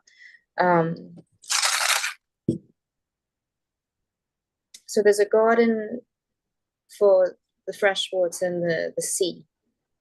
If you go to Orisha, the Yoruba pantheon that is practiced by Maroon communities here in the Caribbean and Africa and Brazil, you will see Yoruba deities worshipped over here. Oshun, she's the goddess of the fresh water. Yemoja is her sister. She is the goddess of the shallow seas. That's where the coral is. And then Olokun is down the profundity of the sea. And that's where these babies, these babies are living. And she is the giver of life. Now, what is the essence of life for us? Oxygen. They knew this. They knew. It's encoded in our stories. It is encoded in our stories. So I want you to respect this knowledge, protect it, and protect the nature that keeps us alive. Thank you. Thank you. I was going to sing, so you're spared. No, well, thank you so much, Caroline. And maybe at the end, if we have time, we will bring you in for a song, because that would be really special. So we'll see if there's time for that. Thank you. I love hearing that. With that, I'd love to bring Panganga into the conversation. You have the floor, and we had introduced you earlier, so I'm just bringing you in to speak now so we can save some time. Thank you. You have the floor. Hi, I'd love to just come on camera for my intro and then turn it off. Sometimes my audio is not that great if I have my camera on at the same time. Okay, great. Go ahead and put your video on for a moment if you'd like, and then we'll hear from you as works for you. Okay, great. Wanga atka panganga ng nakapangawi, wanga ataka akanatrama naka kirstenugak pas, wanga sibunga kami. My name is Panganga. I work with the Indigenous Environmental Network. I'm from St. Lawrence Island. It's an island that I'll talk about in a little bit. I'm going to turn my camera off and give a more thorough introduction about where I come from and some happenings here in Alaska. Okay. Yes, I will speak slowly. So I come from one of the largest migratory bird nesting areas. It's home to about 3 million migratory birds each year. We're seeing a massive die-off right now of these vital species due to man-made climate change. I also come from a people who have experienced unethical research practices, like the injection of radioactive iodine to test how long we would survive in the cold, and the military dumping various wastes such as fuel, heavy metals, solvents. And now we live in a cancer cluster with no means to hold our polluters accountable. The ultra-rich, who are largely responsible for climate change and other threats to biodiversity, are directing environmental policy in the place of indigenous peoples who have managed to protect 85% of what is left of Earth's biodiversity on about 20% of the land. And let me be clear, throwing any amount of funding at indigenous organizations does not, quote unquote, offset the false solutions these billionaires also fund. Billionaires love to believe they can offset damage in one place by doing something, quote unquote, positive in another place. And I'm sorry to share that you can't compartmentalize and apply accounting tricks to Earth's systems or the damage you are causing to indigenous peoples and our lands. Not everything can be bought. Not everything can be commodified. As indigenous peoples, we understand that we need to cut emissions at source and transition away from capitalism and colonial values. The type of policy and so-called solutions include damaging policies that are being tested on our homelands without our free, prior, and informed consent. I'm talking about geoengineering projects, and I'm just going to share a handful of those that have been tested in Alaska. A privately funded inventor from Silicon Valley, Leslie Fields, spread football fields worth of silica hollow glass microspheres onto our lake with a company called Ice 911, which is now called Arctic Ice Project. We have since shut them down, but this was a poor attempt by someone who was contracted with Chevron for about 2 decades to address one symptom of climate change, to make the ice shinier by spreading unnatural materials onto 100,000 square kilometers of the Arctic ice in an attempt to thicken it. This ignores the need for the freeze and melt cycle of the ice and the life forms that depend on sunlight penetrating the ice, like algae. Additionally, the materials threaten the health of our natural world and indigenous peoples who depend on the ice with rheumatoid arthritis, kidney disease, and potential silicosis or silica tuberculosis. ScopeX was a project which was also shut down by indigenous peoples, backed by Bill Gates and run out of Harvard. They attempted to test their stratospheric aerosol injection project on indigenous lands. This is where they would spray sulfur dioxide into the stratosphere. And they did this, again, without our free, prior, and informed consent. When they were called out, they moved over to Sami territory without their free, prior, and informed consent as well. Bill Gates has thrown down $4.5 million to support this technofix of spraying sulfur dioxide into the stratosphere to mimic a volcanic plume and reflect sunlight back into space. Sulfur dioxide comes down as acid rain after about 2 years. And by their own computer simulations, they know that this would cause drought in the Amazon rainforest. It would disrupt monsoon cycles in Southeast Asia and would cause crop disruption across multiple continents. This type of project would deplete the ozone layer in a matter of 50 to 90 years. The project would need to continually be implemented because of the termination effect, meaning once you start, if you stop, the Earth will heat up more than it would have had you not done it to begin with. Real Ice Project, this technique would place green hydrogen-powered water pumps on the Arctic ice to thicken it artificially. This was tested in Nome, Alaska, without the knowledge of local indigenous tribes. When asked about why they didn't consult us, they claimed that this would be a lot of work. And then they insultingly asked about the indigenous peoples. Don't they know about climate change? Don't they want to do something about it? A simple conversation with my uncles would tell you that not only will this disturb marine mammals, but would harm the delicate life cycle within the ice itself. The Arctic blue cod lay their eggs on the bottom of ice, and algae grows underneath the ice. There's a reason these life forms are where they are. Our inherent relationship with the ice is what sustains the balance. Not including us in the discussions about how to address climate change is not only a form of disrespect, it is also reckless and foolish. And now the governor of Alaska has passed a law to allow the public use of lands, the use of public lands for carbon capture and storage. The issue unique to Alaska with CCS and CCUS is there is a deal in the works with Asia to sequester carbon there and transfer it via ocean over here and sequester it in our lands. Carbon capture and storage supposedly sucks carbon out at source, condenses it into liquid form, and then transfers it to a site for sequestration.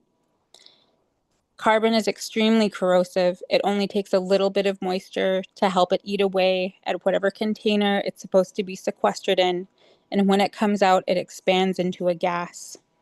This happened in Mississippi in 2021. People in the area today continue to experience health impacts from this. Imagine the use of large-scale carbon capture in the hands of the military. Carbon sequestration is ineffective, and it's also a health hazard. The infrastructure needed for this techno-fix is not only not possible economically or physically, but 93% of the captured carbon in the US alone is used for what they call enhanced oil recovery, where they flush out nearly depleted oil wells with carbon to get more oil faster. And the military is also funding a program that would turn captured carbon into jet fuel. When we brought up these concerns to Ian Fry of the UN Human Rights Council, by the way, and asked who could hold these horrendous geoengineers and their backers accountable for their dismissal of Indigenous rights, we were told that we must rely on our oppressive colonial governments to protect us. There is no current international grievance process for these atrocities. Elon Musk announced his X Prize competition in an attempt to scale carbon dioxide removal to the gigaton, leading to experiments such as the spreading of artificial whale poop off the coast of Australia, for which there are no regulations against. Ocean fertilization causes dead zones, imbalances in phytoplankton, and increases toxic algal blooms and shellfish poisoning, which we have seen an increase in after Russ George conducted an ocean fertilization experiment off the coast of Canada. So what do billionaires have to gain from these techno-fixes? Carbon credits, biodiversity offsets, carbon equivalent credits such as cooling credits. Scaling carbon dioxide removal to the gigaton would rake in billions of dollars. Market-based mechanisms to address climate change and biodiversity loss are also just allowing business as usual. They're accounting tricks and nothing more. And now the IMF, the International Monetary Fund, wants to use whales as carbon offsets. The suggested method is to privatize the migratory paths of whales. And we know that when land is privatized under certain agreements, the indigenous peoples who interact with that land can no longer subsist or interact with that land, but mining companies can still come in. Whales are our sacred relatives, and they're not sponges for corporate pollution. We defend whales and our territories from the land grabs and ocean grabs of the IMF, the so-called blue economy, and carbon colonialism. The theft of indigenous lands and oceans for offsets is simply continuing the colonial legacy. We know that the commodification of any life form truly means we're commodifying all life forms. We are not separate and we are connected. And we also know that there's a direct connection between how Indigenous women are treated and how the land is treated. And all of these projects would lead to man camps, which would lead to missing and murdered Indigenous women. All of these misguided approaches show that solutions are being created by people who are far removed from the land and nature, and not by those who have fought with blood to protect nature. Billionaires and those who pander to them have no place in environmental policy. Respect and uplift Indigenous knowledge to protect us all. Thank you. Thank you so much, Panganga, for that really powerful presentation. And excuse me, I'm going to turn my video on there. Thank you for that really powerful presentation. And it's just really heart-wrenching and, you know, just really good to have you break these things down and make them accessible for all of us to understand what's going on. So thank you for that presentation and your work, and to really point out, you know, the kind of challenges we're facing, which are really massive. And I really appreciate you delving into that topic so deeply. I'm also really honored that we have another speaker. We were not sure if they were going to be able to join us, and I'd like to bring them into the conversation now. Kaluk, Adrian Blatchford, who is Inupiaq, Yupik, and Akaluk is a geoengineering outreach organizer from Indigenous Environmental Network, and they're from Unalakleet, Alaska. And so I believe that they are here and able to join us. I'm not sure about the video, but maybe you could let us know how you're going to present. Thank you.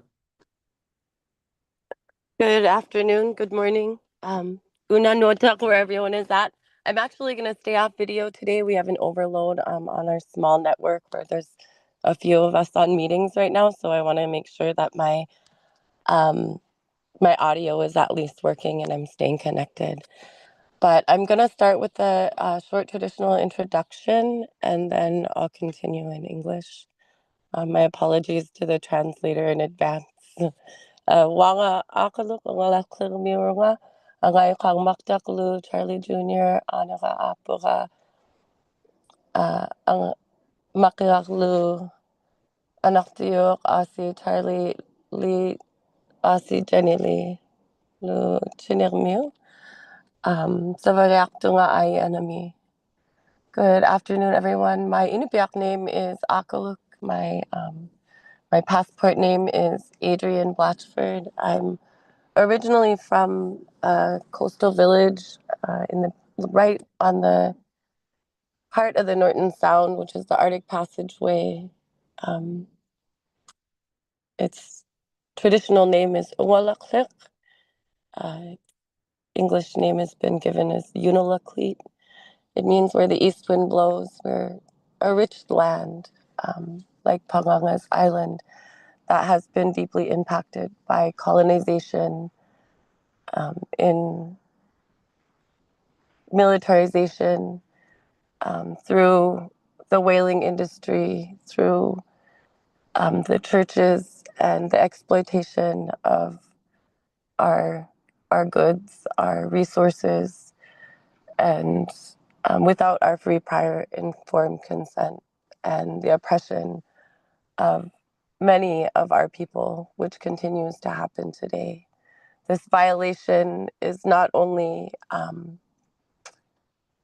physical, but it also is mental and spiritual for us. We see that when these resources are depleted, our land is polluted, our air is violated, when we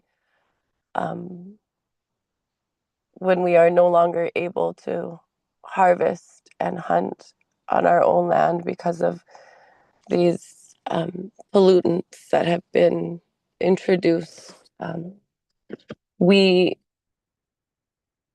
continue to have this burden of proof left on us, like by our mentor and elder always reminds us that this burden of proof is left on us to bear. And time again, we show up to speak out and have had to make a seat at the table without being invited. And so oftentimes that leads to protest and to having to fight for this seat, which should have been offered in the first place, right? And we have no meaningful government to government conversation when it comes to these tribes in Alaska. There's 227 federally recognized tribes, and many that aren't, and many that have chosen to not be a part of this government scheme that INCSA was presented, where Etok Edwardson, who was one of the first climate change leaders that had been documented for speaking out, had said that climate is an equal opportunity offender. And when you think about that, you see these organizations and these government agencies and these so-called climate scientists who are conducting these large-scale and wanting to continue to conduct these large-scale science projects on our land without our consent, claim that this is something that's going to help us and offer these treaties in different forms, but time and time again have been broken. And when they don't get the answer that they want, when no is very firm and they're rejected in an area, and UNDRIP and policy and resistance holds the line, they've time and time moved on to the next place to continue to exploit Indigenous peoples, frontline communities, fence-line communities without that free, prior, informed consent. And in the Arctic, we're seeing with our very own eyes such a vast change in this world, 4 times faster than the rest of the world, they say, but sometimes it feels just moment by moment that our world is crumbling beneath us, between the methane gas emissions and the mercury leaching into our rivers and lakes and the depletion of our groundwater and the invasive species, plant and animal species that have come into our lands. Our once pristine waters be condemned to polluted because of this toxic exposure, and the sinkhole that's created because of this toxic air floating into our land and holding there, because of this hemispheric sinkhole that's created with the Arctic ice melting and the air warming and the acidification of the ocean. The science is there. We know that, and our traditional ecological knowledge is oftentimes put in the back burner and then return to the front burner when we're cherry picked into these positions, and oftentimes to fit in a box that we do not fit into when it comes to how we align our values and our traditional way of life. And so it's a system that's already meant to be broken, and treaties that should have been upheld generations ago continue to be broken. Not only local, state, and international and national governments, but just human law and human rights, our right to our sovereignty, our right to our food and our health and well-being.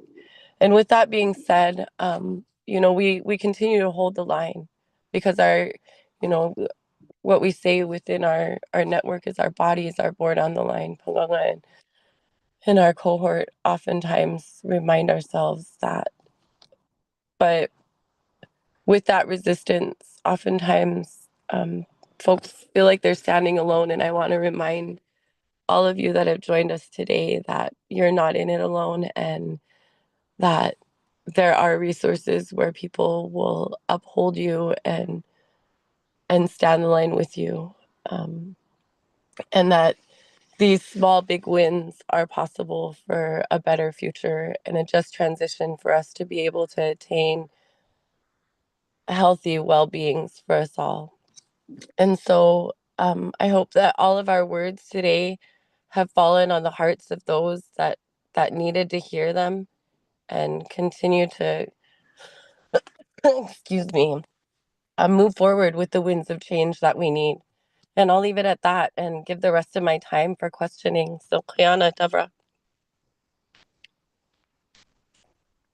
Thank you so much, Akaluk, for your powerful your words. And we're having a little bit of a breakthrough with the translation. Thank you.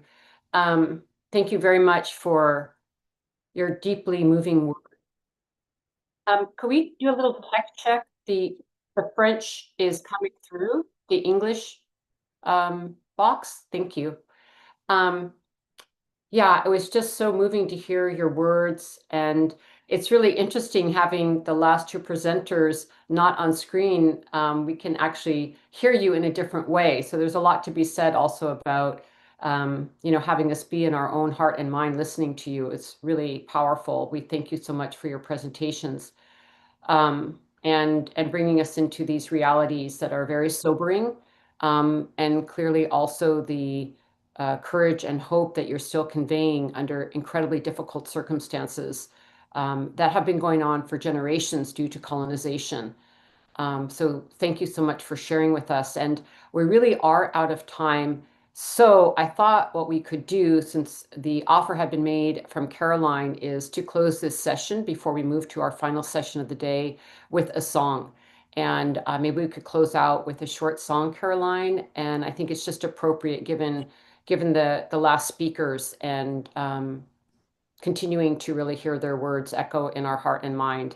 So if you could come on, Caroline, and sing us out for this session, and then we'll move to the next panel. But I want to thank everyone for their tremendous work.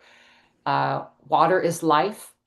Our oceans are vital to life. Our rivers, the rain, all of the waters of life that are flowing through our bodies. We never forget that water is life, and that we need to protect the water and to support those who are doing that vital work. So Caroline, if you're there, maybe you could come back online for a few minutes. Oops, apologies. Can you see me? Yes, we can. We were just thinking of having a closing song from you. Thank you. Thank you, but I would like to extend that invitation to my sisters who just spoke, my Indigenous sisters, if they wanted to say two more words, because their stories echo everything that I've been hearing across Indigenous communities with the legal work. So I think that's more important right now, if that's okay with you. Surely, surely. If any of the presenters would like to have a final comment, you're very welcome to. And then I meant specifically from my Indigenous sisters. Sorry, I didn't mean to be so aggressive on that. Sorry about that.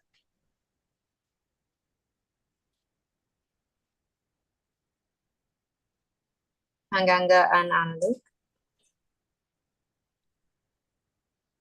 It's up to you. I can sing us out. That's okay. Go ahead, sis. Akaluk. Just in closing, I'm just gonna make it really brief and say that, we empower each other in this work that we do. When we share our stories, our oral traditions have held us strong since time and millennia, and that's something that continues to move us forward in this work that we do, and to think about the children that are yet to come that we don't even know the names of. That's something that I always share at the end of these conversations, because it's not only our ancestors that we reach to, but also looking forward, what is this world that we're leaving, and what part of history are we going to be on when they speak our names, when we're no longer here, and we watch over the rest of us that are left behind in the stars. And so the importance of this work oftentimes leaves us in a fight or flight, or, end of the world crisis mode. a lot of our our journey. But I also want to remind us that there's beauty in it, and when we share those stories, that's where we see the beauty. When we're able to connect to our lands in a way, when we're able to touch the water and remind ourselves that there's a home, that there's a village, that in a way that we long for it. And so thank you for taking the time today to allow us to share our stories. And I'm going to leave it at that. Payana Tzeporah. Thank you. Thank you so much. Your words are taken to heart and mind, and we're really listening to you. And, you know, it's something that WECAN is really dedicated to, as many of you know, who know us, to really make space for our Indigenous sisters, our Black and Brown sisters, to really make space. And I'm really honored by your voices today, and figuring out these crazy technologies so that we can connect. Thank you all for your patience with that. And yeah, I think that it's just so vital that we hear from you, and we will continue to create space wherever and whenever we can. Thank you very much, everyone who spoke on this panel, and for the vital work you're doing. And we'll continue to care for the waters of the world. As I've learned from a lot of Indigenous elders, you know, women are the custodians and caretakers of the waters, and we birth through the waters. And so it couldn't be more important that we have this time to speak with women about water. And with that, I'd like to move on to our next panel, and thank you all so much for being with us. Yes, we're going to have our final panel of the day, Rights of Nature as a Systemic Solution, Protecting and Defending the Places We Live, which is just an incredible body of work, really, that many people around the world are getting more and more engaged in. And I'm just very, very thankful for the powerful leaders that will be speaking to you today about this vital work and their leadership and their projects and ideas.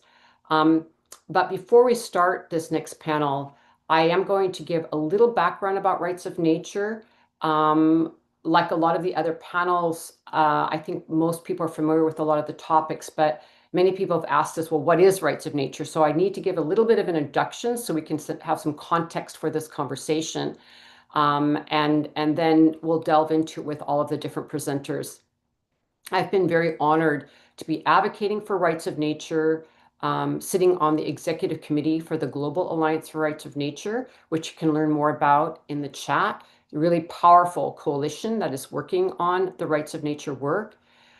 And as we have been addressing in the Assembly, we are living in a time in which we really must change everything about how we're living with Mother Earth and each other. This has come up again and again, no matter what topic we're addressing. The urgency of the climate and ecological crisis demand that we completely redesign our economic, social, and legal systems. And again, we've been talking about this in different ways, that the systems we're in don't address how we need to change at a systemic level. In our global movements for rights of nature, we're looking for a revolutionary and evolutionary change for society. And at the heart of it, we're asking, how can we transform our dysfunctional environmental laws and neoliberal economic systems that are literally destroying people and planet? And I want to acknowledge that much of the vision and worldview of the rights of nature framework comes from Indigenous peoples around the world and their knowledge of the natural laws of Mother Earth and having respected those laws. After decades of environmental protection laws, our modern legal systems have failed to prevent the increasingly grave threats of global warming, degradation of Earth's sacred systems of life, and the growing displacement and death of humans and other species. In particular, there are ever-growing threats to Indigenous, Black, and Brown, and frontline communities who bear the worst impacts of disasters because of environmental racism and other societal injustices. So to truly live sustainably and live in harmony with the Earth, we need to change the very foundations, the very structural DNA of our legal frameworks to respect the natural laws of the Earth. And today, the majority of the world's legal frameworks are based on treating nature as property. And that's really the crux of it. And again, it comes from this ideology of supremacy that we've been talking about in capitalism. Our living, life-giving rivers, forests, and mountains are treated as property to be sold and consumed. As property, these natural communities and ecosystems are not recognized as right holders. So in most legal systems, because nature is property, it's invisible to courts. And by maintaining the current structure of law, we are furthering a dangerous human relationship to the natural world of ownership and exploitation. So we have to ask ourselves, why haven't we stopped these destructive actions that are not only lethal, but also currently legal under our laws? We need an entirely different legal configuration that recognizes that Earth's living systems are not the enslaved property of humans. A primary premise of the rights of nature movement is that in order to ensure a thriving future, humans must reorient themselves from an exploitative and ultimately self-destructive relationship with nature to one that honors the deep interrelationship of all life and contributes to the health and integrity of the natural world. It upholds, we need to have a relationship that upholds reciprocity. An essential step in achieving this is to create a system of jurisprudence that sees and treats nature as a fundamental rights-bearing entity and not as mere property to be exploited. In our movements, we advocate that breaking out of the human-centered limitations of our current legal systems is one of the most transformative and highly leveraged actions that humanity can take to create a healthy and just future for all. And as climate disruption and environmental degradation increases globally, it could not be more important to highlight that exploitation and extractivism is the result of patriarchal societies, colonization, racism, and capitalism, which are all based upon the same systems and ideologies of power over and exploitation of women, indigenous peoples, people of color, and the land. So it's clear that the global community needs to address these systems of oppression in an intersectional manner to move towards justice, real solution, and rights of nature can offer a vital pathway forward in this effort. And that's one of the things that's so powerful about it. It's a big enough movement and broad enough in its concepts to really manage this moment. What we're seeing in our collective work globally is that people's movements are rising to say no to the commodification of Mother Earth or the sky. Our earth and atmosphere are not for sale. We don't want our sacred earth, water, and air and forests in the marketplace.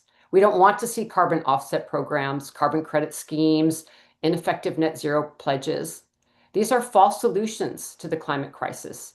Instead, we want to see pollution stopped at the source, extractive economies transformed, and for governments, corporations, all different actors, and all of us to live with respect and reciprocity for Mother Earth.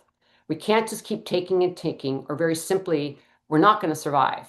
So like Mother Earth's immune system, people are rising up in their communities worldwide to say yes to rights of nature. Let's change our laws to live in harmony with life. And in fact, this is an ever-growing movement. At the national level in 2008, Ecuador became the first country in the world to recognize rights of nature in its constitution. Local rights of nature ordinances in the United States today are protecting communities from harmful practices such as shale gas drilling and fracking. And there have been over 36 ordinances that have passed in the US. The Ponca Nation has made history as the first tribe in the US to recognize rights of nature in law to protect their territory from fossil fuel extraction. The New Zealand Parliament has recognized the Wanganui River having legal standing. The Colombian Supreme Court has recognized rights of the Amazon River ecosystem. And I could go on, and you can check the link to learn more about this. And as the UN Secretary General has stated, rights of nature is one of the world's fastest growing environmental movements, and there are now advancements in over 39 countries. So yes, rights of nature is an idea whose time has come. And we really want to push forward this agenda. It is part of our call to action from the Assembly, and we want to ensure that rights of nature is front and center at COP30. And with that, I'm very honored to introduce an amazing group of rights of nature leaders to further this discussion. We'll be first hearing from Kali Vilin Turf. She is the founder and executive director of the Leatherback Project from Panama. Then we'll be hearing from Debbie Engar Iwu Packer, who is Maori and is Tet Paiti Maori Wani co-leader and elected MP for the Te Tai Hanu In and she is from New Zealand. Then we'll be hearing from Shannon Biggs, who is the co-founder and director of Movement Rights in Turtle Island, USA. And then we will be hearing from Marie Lutz Kanari Kuriri Mura Kariri, who is Kuka'ama and president of Hawaii Nakana Kamat Ahura, the Kana Women's Association, and also really wonderful, a Goldman Prize winner from Peru. Very exciting award that she has just recently won. And so with that, I'm really honored to bring into the conversation, Kali, you have the floor.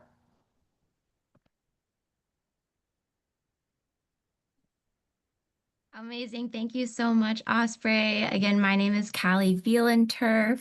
I'm a marine biologist and conservationist, and it's really an honor to be among you today on behalf of nature to share space with people I admire so deeply and to talk about a subject I care about so much. I've had quite a winding road in transitioning from simply studying nature and marine wildlife to advocating for nature's intrinsic rights. And what I wanted to share with you today is the story of the evolution of the recognition of the rights of nature in Panama. So in 2019, I received an early career grant from the National Geographic Society to identify and study sea turtle nesting and foraging sites in the Pearl Islands archipelago in the Gulf of Panama. We documented over 20 sea turtle nesting and foraging sites of 4 species, and we also documented the threats that they were facing, such as fisheries bycatch, illegal human consumption of sea turtle meat and parts, and the illegal wildlife trade of the hawksbill sea turtle shell. During this time in the field, I was healing from an incredibly transformative personal experience that I had earlier the same year at my first job as a marine biologist, where I needed to defend my human rights within the US legal system. Legally defending my rights taught me the— Pardon me, I'm so sorry to interrupt you. We've lost your presentation. It's supposed to be a black slide. Oh, okay. I'm so sorry. Okay. Okay. I made it a black slide on purpose because this was a very kind of like dark transformative period of my life. No, I'm so sorry. I'm so sorry to interrupt you. I didn't know if you knew that. Please continue. Okay. My apologies. But during this period of learning how to defend my own human rights, as I know a lot of us have had to, I found that when all else has failed, defending my rights was what protected me. And I realized that in the protection of nature, all else has really failed. So in trying to process and move on in a positive way from such a negative experience, I wanted to learn how to better protect nature through defending nature's rights in my work. And I found that in our legal systems, nature's rights are largely not recognized. So her rights couldn't be defended in the way that I had just defended my own. So I purchased the book, The Rights of Nature, A Legal Revolution That Could Save the World by David Boyd, and I was reading it in my tent on the sea turtle nesting sites in Panama. In addition to reading this book, I was also receiving these sporadic internet updates from around the world of the wildfires that were burning in the Amazon and Australia, and I felt so desperate to do something big. So in February of 2020, I decided to propose a new rights of nature law in Panama. I felt like I had simply nothing to lose in trying. So I made the case to Panama's First Lady, Yasmin Cortizo, and Congressman Juan Diego Vazquez that recognizing the rights of nature could be the most impactful way to cause a cascading system effect throughout society to help humanity find harmony with nature. And to my surprise, they agreed, and we spent the next 2 years during the pandemic drafting, debating, and revising the law together with the public, the Parliament, and the Earth Law Center. And as many of you know, but I'm incredibly excited to share, and it never gets old, that just 2 years later, on February 24th, 2022, the president signed this new law into effect. So nature in Panama now has a long list of recognized rights, including the right to exist, persist, regenerate her vital cycles, be restored, and even have legal representation in court. So today, any member of Panama society can bring violators of these rights to court on nature's behalf. And with this initiative, Panama became only the 3rd country in the world with a national level rights of all nature legal provision. And there are several ecocentric principles that are also identified in this law that will aid and have aided in its implementation. My favorite of which is in dubio pro natura, which basically just means when in doubt, side with nature. And also incredibly importantly, Panama's national rights of nature law mandates that indigenous and local peoples must be an integral part of interpreting and applying the rights of nature law in practice. In just the 3 years and 4 months since the national law has been passed, it's already been implemented 5 times in all 3 branches of government, the executive, legislative, and judicial branches. So quickly, I wanted to share these 5 implementation measures. The first one being that one of the major issues that I had seen in the field was the lack of implementation of existing laws that were protecting sea turtles from the illegal wildlife trade. So I collaborated with the Ministry of the Environment, Fundación Tortugas del Mar, to train over 2,000 soldiers from Panama's Air and Navy Service, or SENAN, in the identification of a legal turtle shell product to aid in implementation. Our collaboration grew over the years to discussions about how SENAN actually had a constitutional responsibility to protect all living beings in Panama, not just human beings. And so with this part of their constitution, we were able to launch a new branch of their institution, an environmental committee specifically tasked with developing and implementing mechanisms to respect and uphold and defend the rights of nature. Okay, the second implementation measure. In 2022, Pana Tortugas, which is a Panamanian sea turtle conservation network, proposed a new sea turtle conservation law to Congressman Gabriel Silva. During the debating period, I worked with the Ministry of the Environment and the Earth Law Center to propose a new article of the law that recognized the specific rights of sea turtles. Unbelievably, this law passed in March of 2023, containing the Sea Turtle Rights article, making Law 371 the first time in the world that any marine species group had its specific rights recognized on a national level. This article reads that the state will guarantee that natural and legal persons protect the rights of sea turtles and their habitats, such as the rights to live and have free passage in a healthy environment, free of contamination and other anthropogenic impacts that cause physical and health damage, such as climate change, pollution, fisheries bycatch, coastal development, and unregulated tourism, among others. It still blows my mind that this is passed in national law. Okay, the third implementation measure. In November of 2023, after more than 1 month of public protest in the streets, the Supreme Court of Panama ruled to close down a copper mine in a key biodiversity area, citing many environmental protections, but including the National Rights of Nature law, specifically quoting the highest interest of nature principle and the intrinsic value of natural ecosystems. The fourth implementation measure is also a Supreme Court ruling that closed down a major highway development project from Pacific to Atlantic Panama through a terrestrial migratory corridor, citing the precautionary principle of the rights of nature law. Lastly, and most recently, the Leatherback Project team, Ministry of the Environment, and Fundación Tortugas del Mar have been working with the local community of Saboga Island to track endangered green and hawksbill sea turtles in the Pearl Islands archipelago to understand their habitat use. We identified a new-to-science foraging site of these 2 species around Saboga Island and proposed that Saboga become a national wildlife refuge to better protect this place and all of the other threatened species that call it home. The president signed the Saboga Wildlife Refuge into effect just this last September, including the recognition of the intrinsic rights of nature throughout the refuge, the rights of sea turtles, as well as the national responsibility to uphold the rights to restoration and restore the degraded coral reef ecosystems. So this was the first creation of a protected area through the implementation of the rights of nature law. So in this process of using science to advance the rights of nature, I've been so excited to see how scientists and community leaders may be able to use local information to generate these really tangible proposals of advancing the rights of nature everywhere. And with that, I'm really honored to share that just 1 month ago, the National Geographic Society, in collaboration with the Alfred Kobacker and Elizabeth Trimbach Fund, and myself, launched Nat Geo's newest program called For Nature.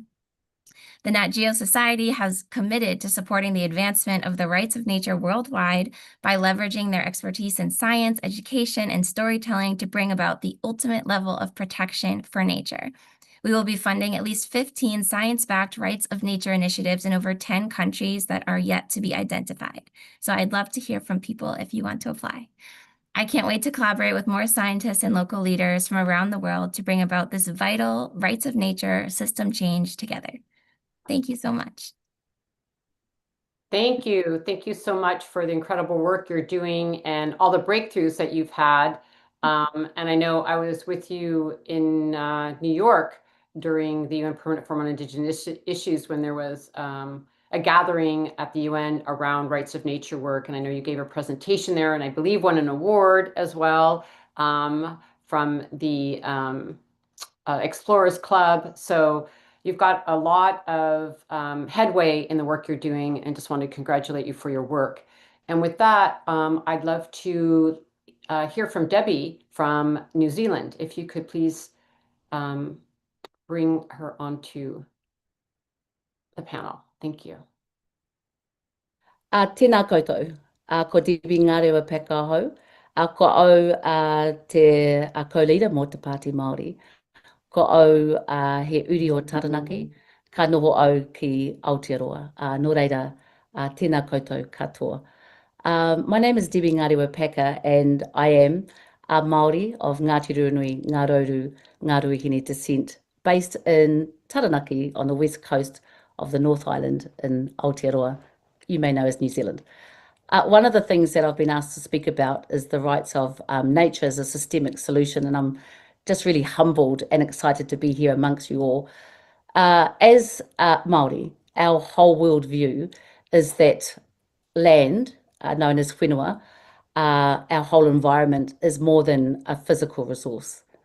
It is about our whakapapa, our lineage, who we are, how we connect to our ancestors, our identity, and significantly about our responsibilities.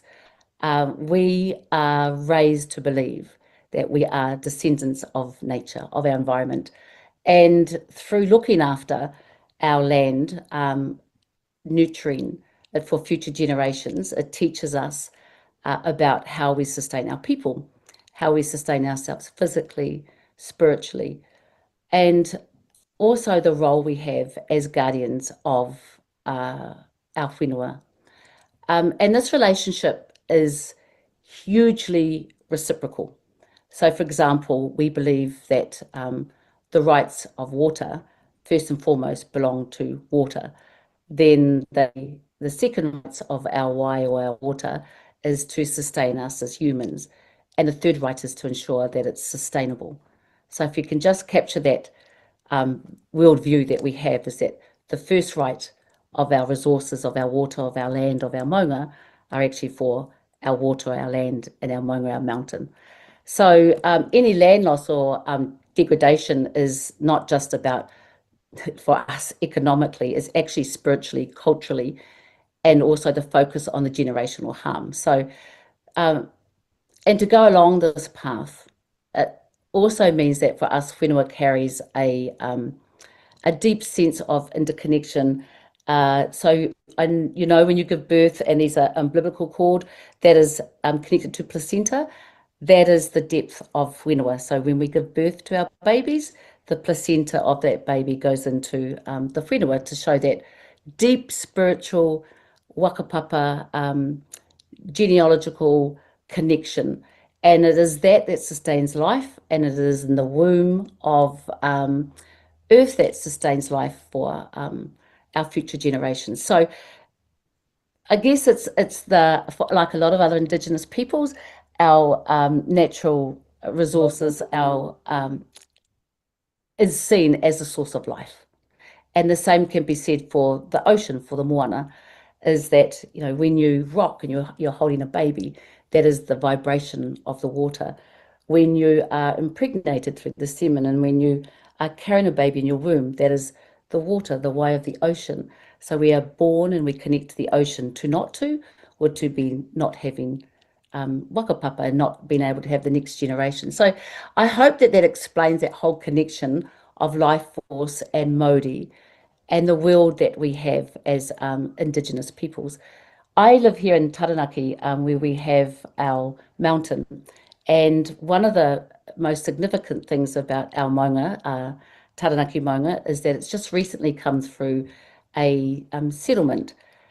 Like many other Indigenous peoples across the world, we had some horrific experiences of colonisation, which displaced us and displaced our connection with our environment, and saw the degradation of our native resources, natural resources such as our mountain. And what we've been able to do with redressing the, I think, 1.2 million acres of land, including our mountain, that were confiscated, as we've been recently able to, as the Taranaki tribes, redress and emphasise the restoration of our mountain and the restoration of our name, of our mountain, who had been called by the colonisers Mount Egmont, has now been returned and restored to his wakapapa name, Taranaki. We've now been able to, through this legal redress, have the recognition of our maunga as a living being, which means then we're able to re-establish the traditions and the tikanga, and most significantly, the legal protection of our mountain. It has taken many, many years and many, many goes to get this right. And I'm not confident the government we have in Aotearoa would have agreed to it right now. But we are now able to ensure our connection, the well-being and the health of our mountain, our maunga, for future generations. And the mountain, our maunga, is considered the utmost ancestor, tupuna, and the connections and the stories ceremonially that we have of our mountain are now able to be restored. So it is a huge, it's a big deal for us to be able to not only have the recognition of our mountain's prestige, but also our role as guardians, as kaitiaki, reinforced, and our ability to be hands-on with the care of our mountain as the Indigenous peoples of Aotearoa. I can't tell you how emotional and spiritual that felt for us to finally see our tupuna being looked after. So we believe that these the issues for us in the climate change is actually about bringing life, stories, and the Indigenous connection to nature, and the fact that we have Indigenous-led solutions, and the fact that we have the ability to reignite the well-being and restore the well-being of nature. So I hope that these experiences that we're dealing, I know this is a short oversight of some very long, heavy things for us, but I hope that sharing these stories can give you some hope of what we believe for us as Māori. Once we're left and able to look after our taonga, able to look after nature, that we can restore it and bring it back to the beautiful way that everyone in the world can look after. Nō reira, te āhuatanga o tā tātou tupuna, ngā mihi aroha kia koutou katoa. Have a great forum. Kia ora. Such a beautiful, beautiful presentation from Debbie from New Zealand, and just really powerful. As I'm introducing Shannon Biggs next, I just wanted to mention that through the organization that Shannon Biggs is the co-founder of Movement Rights, they had organized a fact-finding delegation to go to New Zealand some years ago, which I was very honored to participate in, to also spend time with Maori who were establishing the rights of nature or the rights of personhood for the Wanganui River, which is also in New Zealand. And it was just so powerful to be there, to see this victory, to learn from that particular branch of rights of nature work, and to experience this victory after over 100 years of struggling to respect Indigenous views of how to live with the land in this way of recognizing the land's rights. And I remember us being by the Wanganui River and one of the Maori women sharing with us a saying that they have, which is, "I am the river and the river is me. I am the river and the river is me." And just that understanding, again, that we are the water, we are part of nature, and having this other worldview about our relationship to our relatives of the land and how that can be translated into law. And I think it's one of the most powerful aspects of the rights of nature work is it's a legal framework, but it is also a cultural framework about the shift in how we can live with nature in a very different way that we've been talking about for many days now at this assembly. And with that, a little story behind introducing Shannon Biggs, who's the co-founder of and director of Movement Rights. You have the floor, Shannon, and so good to see you. I think you're on mute. There you go. All right. Am I good now? Yes. All right. Thank you so much, Osprey, and thank you to the speakers. Hola, kia ora, and greetings, relatives. It's really an honor to be here and be part of this global assembly that WECAN puts on. It's just such a powerful, powerful gathering of conversations. And I know that my colleague, Julia Kampornik, was supposed to be here, but is traveling. And Casey Kampornik, who's also part, in addition to being part of WECAN and the Global Alliance for the Rights of Nature, is also part of Movement Rights. So I have their permission to share a little bit about the work that that they lead with Movement Rights in their territory as well. But I really wanted to thank Osprey for your introduction of rights of nature. So often we talk about it so often we think everybody really understands it and knows what it is. But it definitely bears repeating because we're talking about a huge culture shift, not just a legal shift. So, we have human laws over here that say we can legally blow the tops off of mountains. And then over here, we have the laws of the natural world, which govern the way we live. And those two, we need to bring human laws into balance with the laws of the natural world. And rights of nature really seeks to do that particular piece. So the real power of rights of nature isn't just in changing the law. That's a super important aspect, but it's about changing the culture. And it's so important, as Osprey said, to mention that this is an indigenous-led globally. This is an indigenous-led movement. And, there's so many reasons why that is such an important piece of this work, but not just including the statistic that so many people know that indigenous people worldwide are protecting about 80% of the world's remaining biodiversity. And there's a reason for that. And that connection and that spiritual relationship with the earth is something that is part of that cultural transformation to bring us all back into right relationship with the earth, no matter where we're from or where we call home. And part of that is also just thinking about that property piece that Osprey was saying, which is that we have to stop thinking that we are owners of nature, which is what our current laws establish. They say that, law is human property. And of course, with human property, we can do whatever we want. And we're seeing the results of that. I mean, that's climate chaos is the direct result of that kind of behavior. So this idea that also as humans, we're here to protect nature. I think a better framing for us and for the rights of nature is as much as every other life form, we are nature. And as Casey Camp-Hornicks often says, we are not humans protecting nature, we are nature protecting itself. And this is really part of what this work is. So recognizing the earth as a living system of which humans are a part rather than as human property to be owned, destroyed,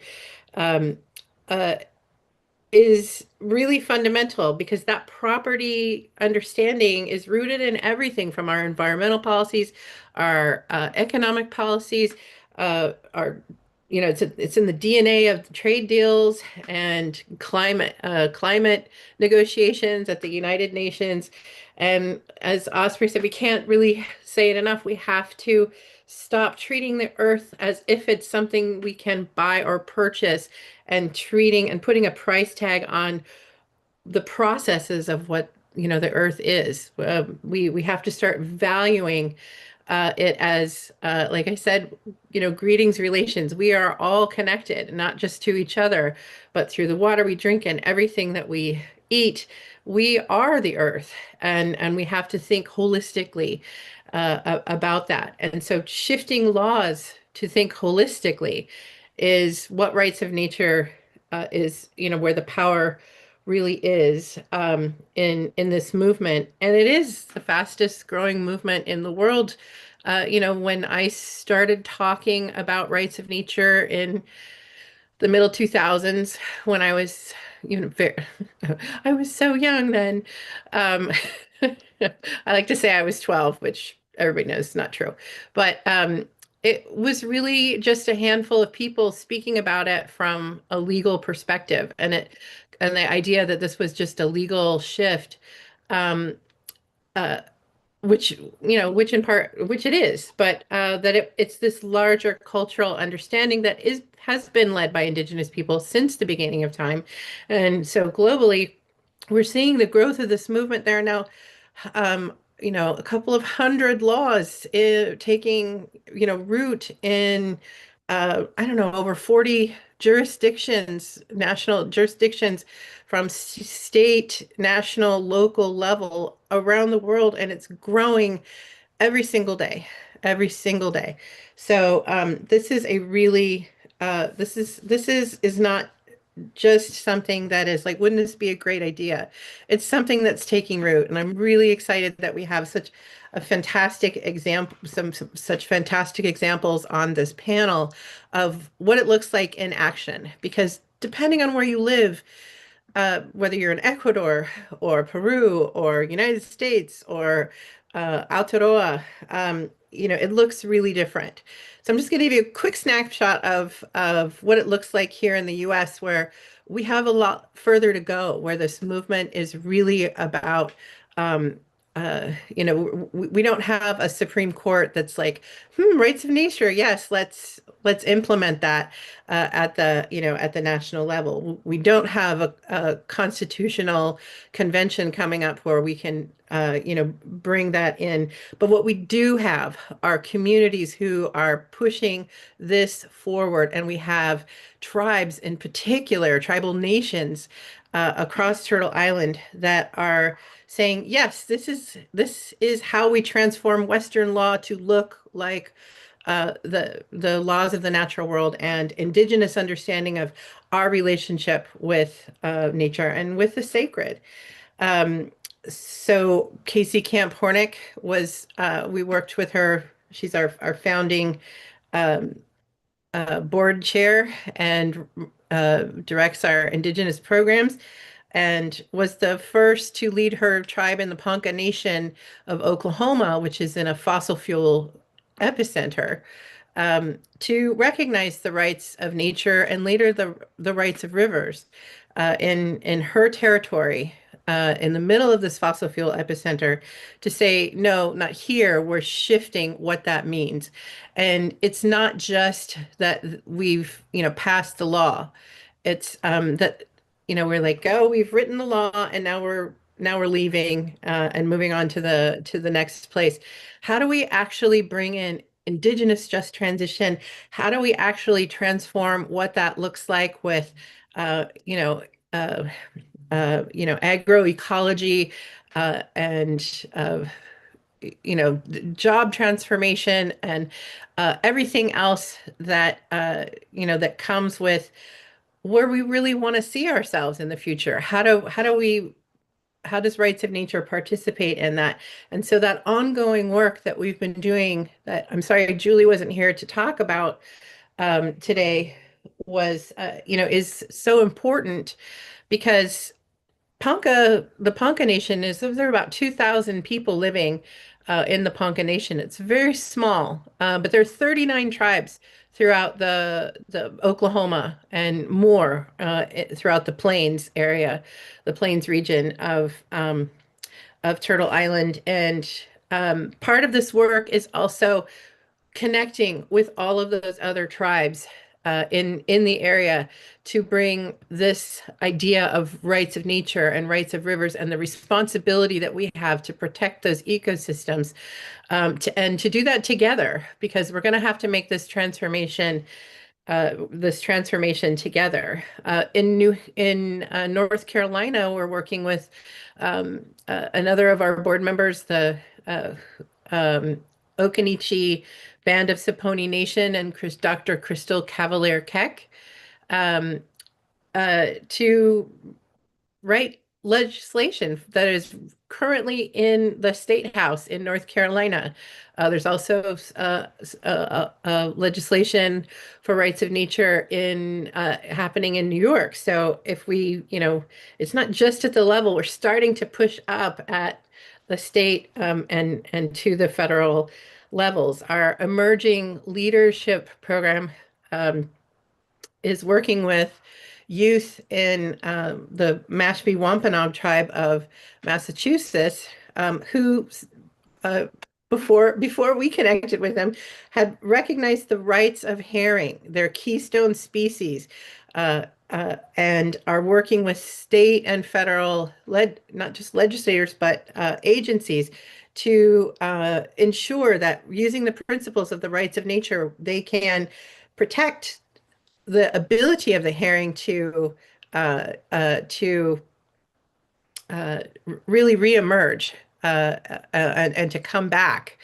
And that's, those are youth leading that work. So there's so much exciting work happening across Turtle Island, and certainly around the world. There's so many things. And being, as Osprey and I are both part of the Global Alliance for the Rights of Nature, and the tribunals that international tribunals that really bring this framework to come to life around the world, and to also look at things like carbon trading, and what that is the exact opposite of rights of nature. So really bringing awareness to the solutions are out there, and it doesn't that are absolutely not about privatizing nature, but really committing our humanity to to the cause of becoming one with the rest of the sacred and the living system of life. So it's a pleasure to be here and to share a little bit about our work, and to hear from these other amazing speakers. So thank you, Osprey, again for letting me join today. Thank you. Thank you so much, Shannon. Really appreciate the incredible work you're doing. Fantastic to hear about it. And we'll definitely do another round for all of you to speak who are on the panel. But I do want to move forward to hear from Mary Lutz. And while she's coming online, I want, if we could please put into the chat, at COP28, Shannon and I delivered a Rights of Nature brief that was an update on the rights of nature movement in relationship to the climate crisis, but it also could be interesting for our audience because it gives a global view of what's happened in the last several years in terms of victories with rights of nature and really naming different cases. So if my team could kindly put that report in the chat, people might find that interesting, sort of as a summary of a lot of the work that's going on. So thank you for that. And I'm super honored to bring Mary Lutz into the conversation, and again, to congratulate you for your Goldman Prize award. Really exciting. You have the floor.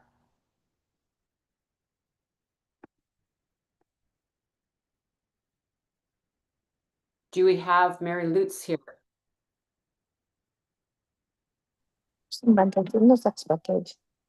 Just a moment here, we're working a little. Hola, buenas tardes. No voy a sacar pantalla porque acá tenemos dificultad con el internet. ¿Me escucha? Okay. Yes, we can hear you. Just, no yes, escucho nada. please go ahead. Ya. Lo que, ya.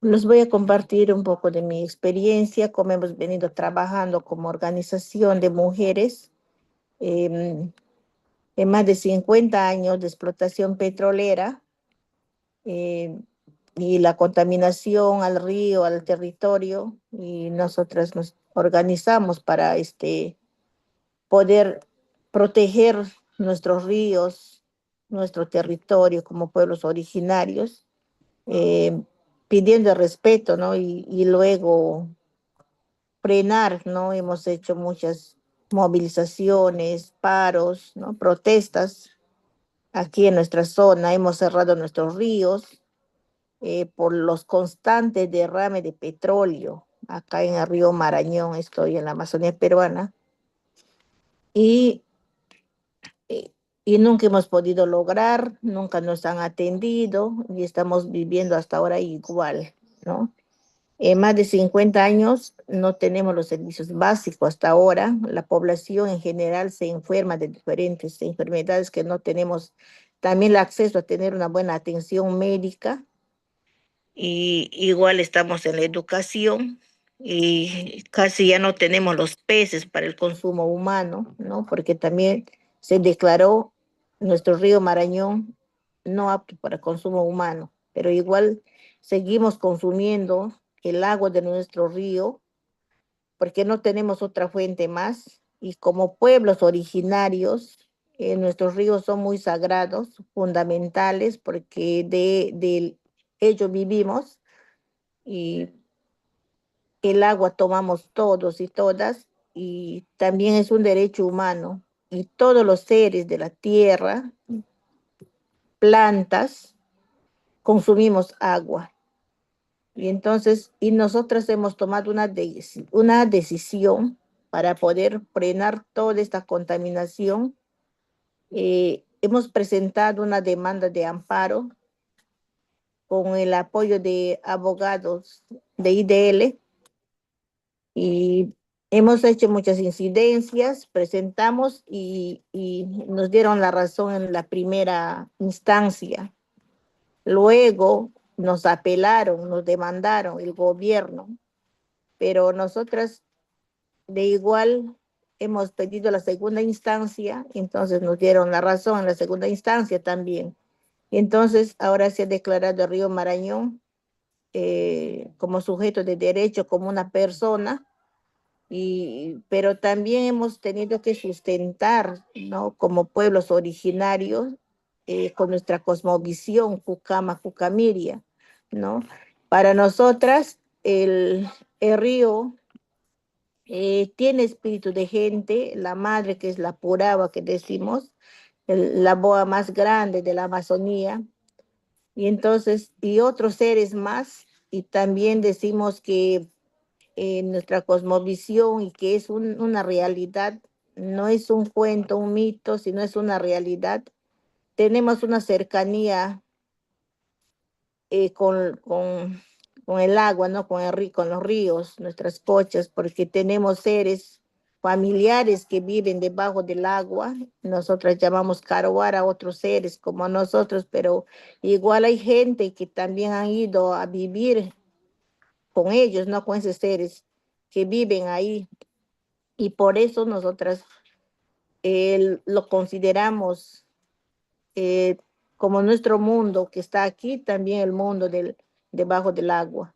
Y también todos los seres de la tierra, plantas, árboles, todo lo que existe para el pueblo Cucama tiene espíritu de gente.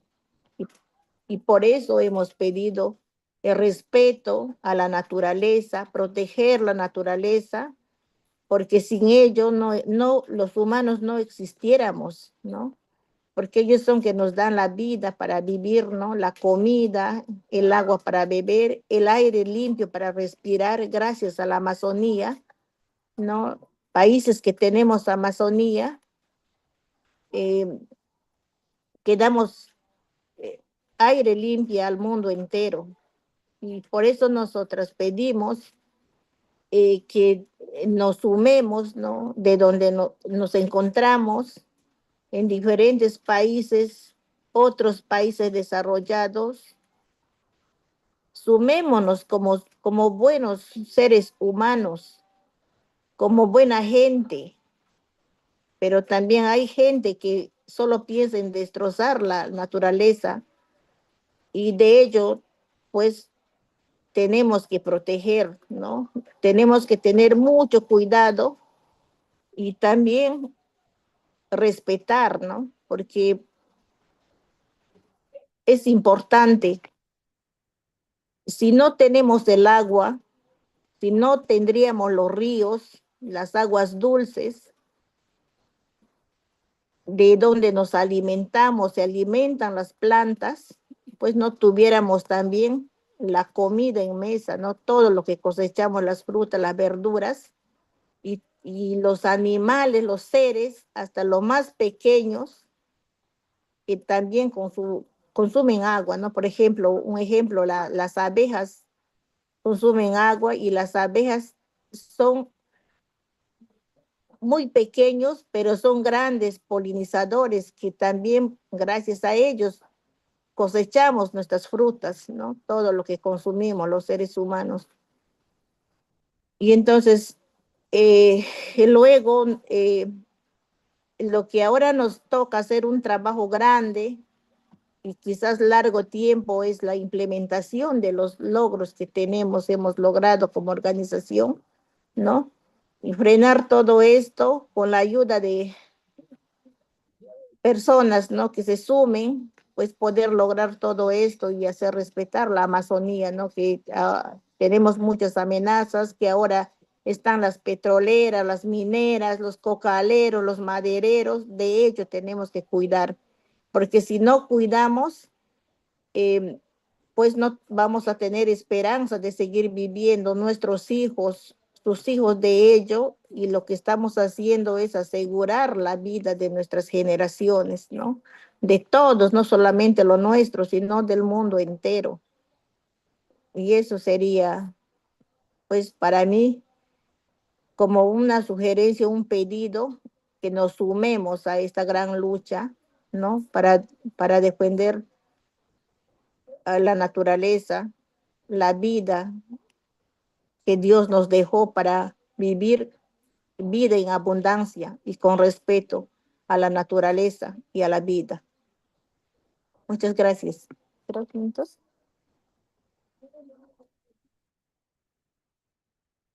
Thank you very, very much. It's wonderful to have you with us, and we really appreciate the important work that you're doing in your community and the teaching that you have for the world and the example from what you have done in Peru. So thank you so much for being with us. I wanted to also share as part of this panel that some of us have been working on a draft concept for a global initiative for a universal declaration on the rights of nature, because we also realize with all this momentum, we have the opportunity to start having a larger demand from world governments. It's really time, because we don't have the leeway to not really think of bold, big, transformative visions. And so we have a document that I'd love to have our team put into the chat. It's called A Declaration on the Rights of Nature, Pathways to Establish a Mechanism for Endorsement and Adoption by World Governments. And it's a beginning roadmap that we're beginning to be in discussion with parliamentarians and different leaders about how can we actually build momentum for governments to negotiate around a rights of nature agreement. And we're really excited about this because there's no holding back here. This is time for transformative policies. And we think this is one of the most important ones. If we could change the legal frameworks globally so that people live within planetary boundaries and respected the natural laws of the earth. So this is something that we will be bringing to the UN General Assembly in September. We will be bringing this to COP30 and continuing the advocacy for this larger framing. So we're working at a community level, at a national level, but also an international level. I also wanted to highlight something that Shannon brought forward, which is many of us who are part of the Global Alliance for Rights of Nature have for many years now, I think close to a decade, I think, been conducting rights of nature tribunals, in which we often do them parallel to the UN climate talks to show an alternative modality of how we could be conducting our frameworks for managing these multiple crises. And they have been very, very powerful, and they have resulted in actual on-the-ground change. And we have seen that even though they're not legally binding, they create an educational framework, but also impetus and political power.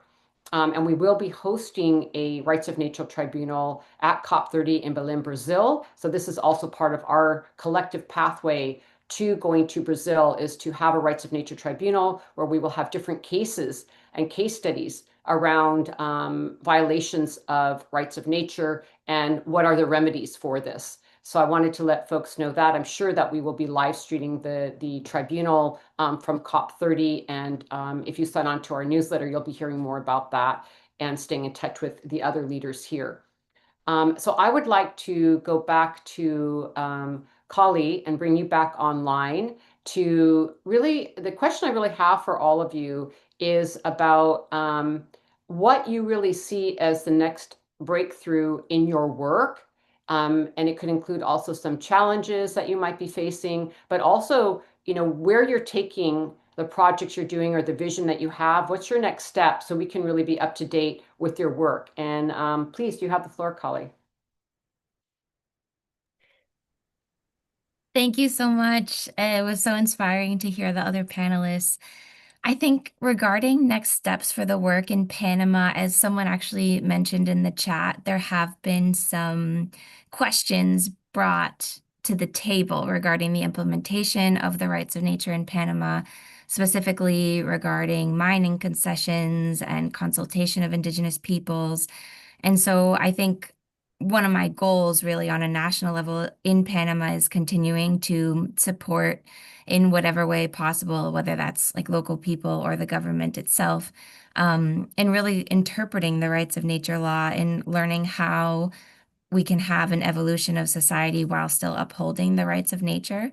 The two Supreme Court cases that I mentioned are currently, there's some like rumblings of them wanting to be contested.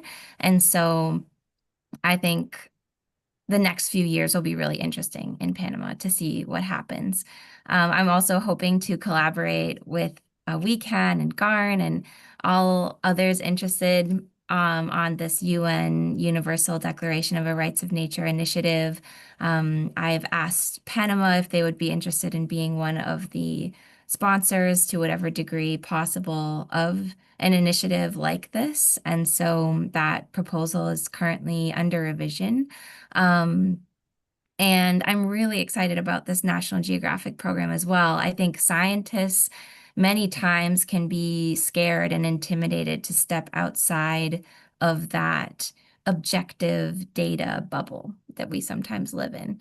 And I think part of my role and something that's really made me passionate about the work that I do is understanding that local peoples and oftentimes scientists that are studying certain endangered species and ecosystems, we're seeing what's happening firsthand to these threatened natural places. And so we really have that responsibility to raise our voices.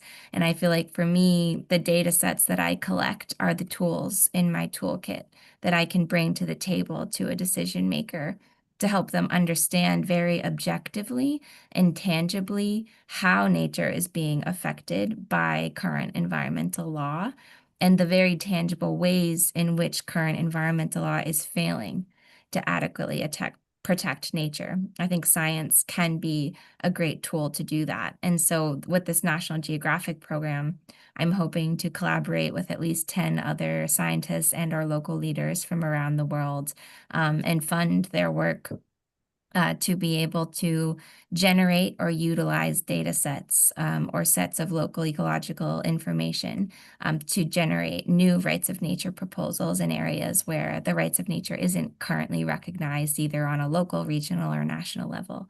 So I'm so excited about that because we'll not only be supporting and funding this work, but there'll also be the Impact Story Lab, which is one of the documentary kind of branches of Nat Geo, which will be hoping to tell some of these stories of these local frontline leaders.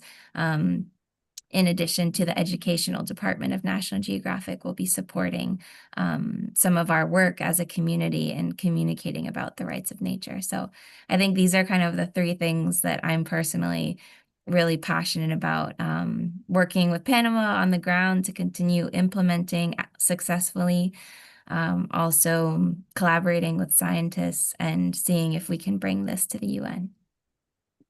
Wonderful. Thank you so much. Really great to hear about your plans and going forward. And I'd love to, oops, we're having another breakthrough with the, yeah, thank you. We're having a little breakthrough with the interpretation booth. Thank you. And now I'd love to hand the floor over to you, Shannon, with the same question about where you see your work going, obstacles or visions going forward, your plans. The floor is yours. Thank you. Some of the stuff I can't really talk about, but as you know, when you work with Indigenous peoples, some of the big announcements aren't really ours to share, but there are some really amazing things happening. One of the things I can talk about certainly is that the Plains-wide Coalition development around the rights of rivers. We've been working for the last 4 years in the Plains, having in Oklahoma these very localized meetings led by Indigenous communities there, and are called the convenings of the four winds, which collate to the four directions. And the next really exciting step that we have is bringing the people who were most active in those coalitions and the people who have been other people in the area who've been so inspired by the work that that the Ponca and others have been doing to come together to build a powerful coalition in the Plains area, and to come together to really build, a block of Indigenous communities working together around, around the rights of nature, around protecting the rights of their rivers. Another exciting piece is that we've been looking at how the young people have so much to offer, and we see it everywhere in the climate justice movement. And there are globally young people engaged in the rights of nature, but we're really looking at developing this emerging leaders program of Indigenous youth, to how can we help contribute to this particular age group to really invest in them and their future in the rights of nature. So that's a really exciting piece of our work. And globally, along with Osprey as part of the Global Alliance for the Rights of Nature, we, as we said, we have the tribunal coming up at COP30 in Brazil, and the growth of the Indigenous Council of the Global Alliance for the Rights of Nature is really working on, a document and a call to action for all Indigenous people to really bring more energy and leadership and power of this Indigenous-led movement, to the fore as a global call to action for everyone. So there's so much happening everywhere. It's hard to just limit it to a couple of things, but there's other stuff happening, but we'll talk about that later. Thank you. Okay, good. Well, good to know that there's things cooking and coming our way. And I did want to mention that Casey Camp Hornick from the Ponca Nation is the chair of the Indigenous Council of the Global Alliance for Rights of Nature, which is really exciting. And some of you who are with us the first day of the assembly got to hear from Casey, and she will be joining us tomorrow for a panel tomorrow. So we're really excited to hear from her. And just wanted to honor her today because she is the chair of the Indigenous Council of Global Alliance for Rights of Nature, and they have been just growing and blooming. And they were at the UN Permanent Forum on Indigenous Issues and had an amazing event there, bringing Indigenous leaders together from all over the world around rights of nature issues. And yeah, this leadership of Casey's has been really incredible. And with that, I would like to bring Mary Lutz back into the conversation and ask you, Mary Lutz, sort of what are your next steps with your work and your vision for rights of nature going forward in Peru? Thank you. If you could take the floor.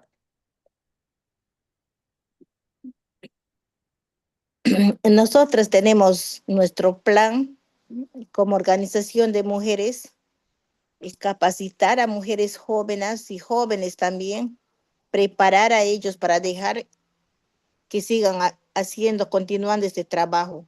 Pero también muy aparte de lo que es preparar jóvenes, también estamos preparando el valor, por decir, de la naturaleza, el valor de tener, de sembrar una planta y a que crezca, sea mayor y que nos siga dando más oxígeno limpio para respirar. Ahora estamos trabajando en lo que es reforestación de diferentes especies de plantas. Ya tenemos 23,000 hasta ahora y tenemos para el futuro seguir continuando esta actividad que es muy importante, pero también queremos asegurar no solamente sembrar, también tener en la lista, inscribir, ¿no?, a nuestras plantas, a nuestros sembríos, para que nadie, ninguna empresa maderera entre a talar, ¿no? Asegurar la vida para el futuro, porque estamos sembrando plantas maderables, árboles grandes, pero también plantas medicinales también,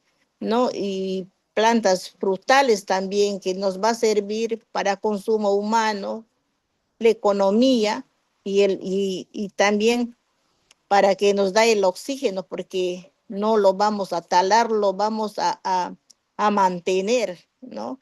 Todo ese espacio que tenemos en las comunidades, lo estamos haciendo el mantenimiento, ¿no? Estamos cuidando, asegurando para las futuras generaciones, porque tenemos una experiencia en nuestro territorio Pucama, en el río Marañón y Samiria, un territorio muy grande del pueblo Pucama, que ahora es Reserva Nacional Pacay y Samiria, donde está 2.800.000 hectáreas, pues ahora ya pertenece pues al gobierno peruano, ya es una reserva nacional, pero sin embargo, ellos dan concesión, dan a las empresas, por ejemplo, petroleras, que donde están los pozos petroleros, ahí dentro de la reserva, si nosotras hubiéramos continuado, si no nos hubieran quitado, nuestro territorio estaría intacto hasta ahora, porque nosotros los indígenas sabemos conservar, sabemos cuidar, ¿no? Y esa mala experiencia que tenemos, que ahora no nos dejan ni sacar nada, ni siquiera pescar ni cazar, pues lo estamos cuidando nuestros territorios que tenemos detrás de nuestras comunidades, ¿no? Y entonces es muy fundamental asegurar territorios, ¿no? Asegurar, yo siempre digo mi frase, asegurar ríos y territorio es asegurar nuestra propia vida y defender nuestra propia vida. Eso podría compartir. Thank you. Thank you so much, Mary Lutz, for your incredible work and your dedication. And we had just had a panel earlier today about land defenders in the Latin American region. So I also know that you approach this work with a lot of courage, because it takes a lot of courage to stand up for the land with threats and violence and criminalization against land defenders in your region. I know that that is a big challenge, and I want to thank you for your courage and your leadership, and again, for the victory that you have had, the leadership that you have, and I'm really glad that the Goldman Prize recognized you. And so with that, I want to go ahead and close out our Rights of Nature panel. It's really been great to be with all of you. We really wanted to spotlight Muchas gracias por invitarme y poder compartirlo our poco, ¿no? assembly. Muchísimas gracias a todos los Still organizadores. having a breakthrough with the interpretation. Oh, thank you. We're really glad to have you here. Thank you, Mary Lutz.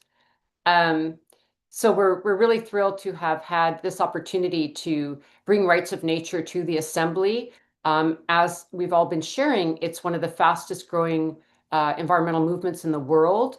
And this is a key component of what we're looking at when we're talking about the just transition and how we're going to move from the current legal frameworks, current economy, into a world that we know is fair and just and ecologically integrous with the natural laws of the earth. And so I'm really thankful we had this opportunity to be with everyone. We have put all the links to these amazing speakers in the chat to follow their work and continue this conversation. And with that, we're going to close this panel. And again, thank you all for being with us.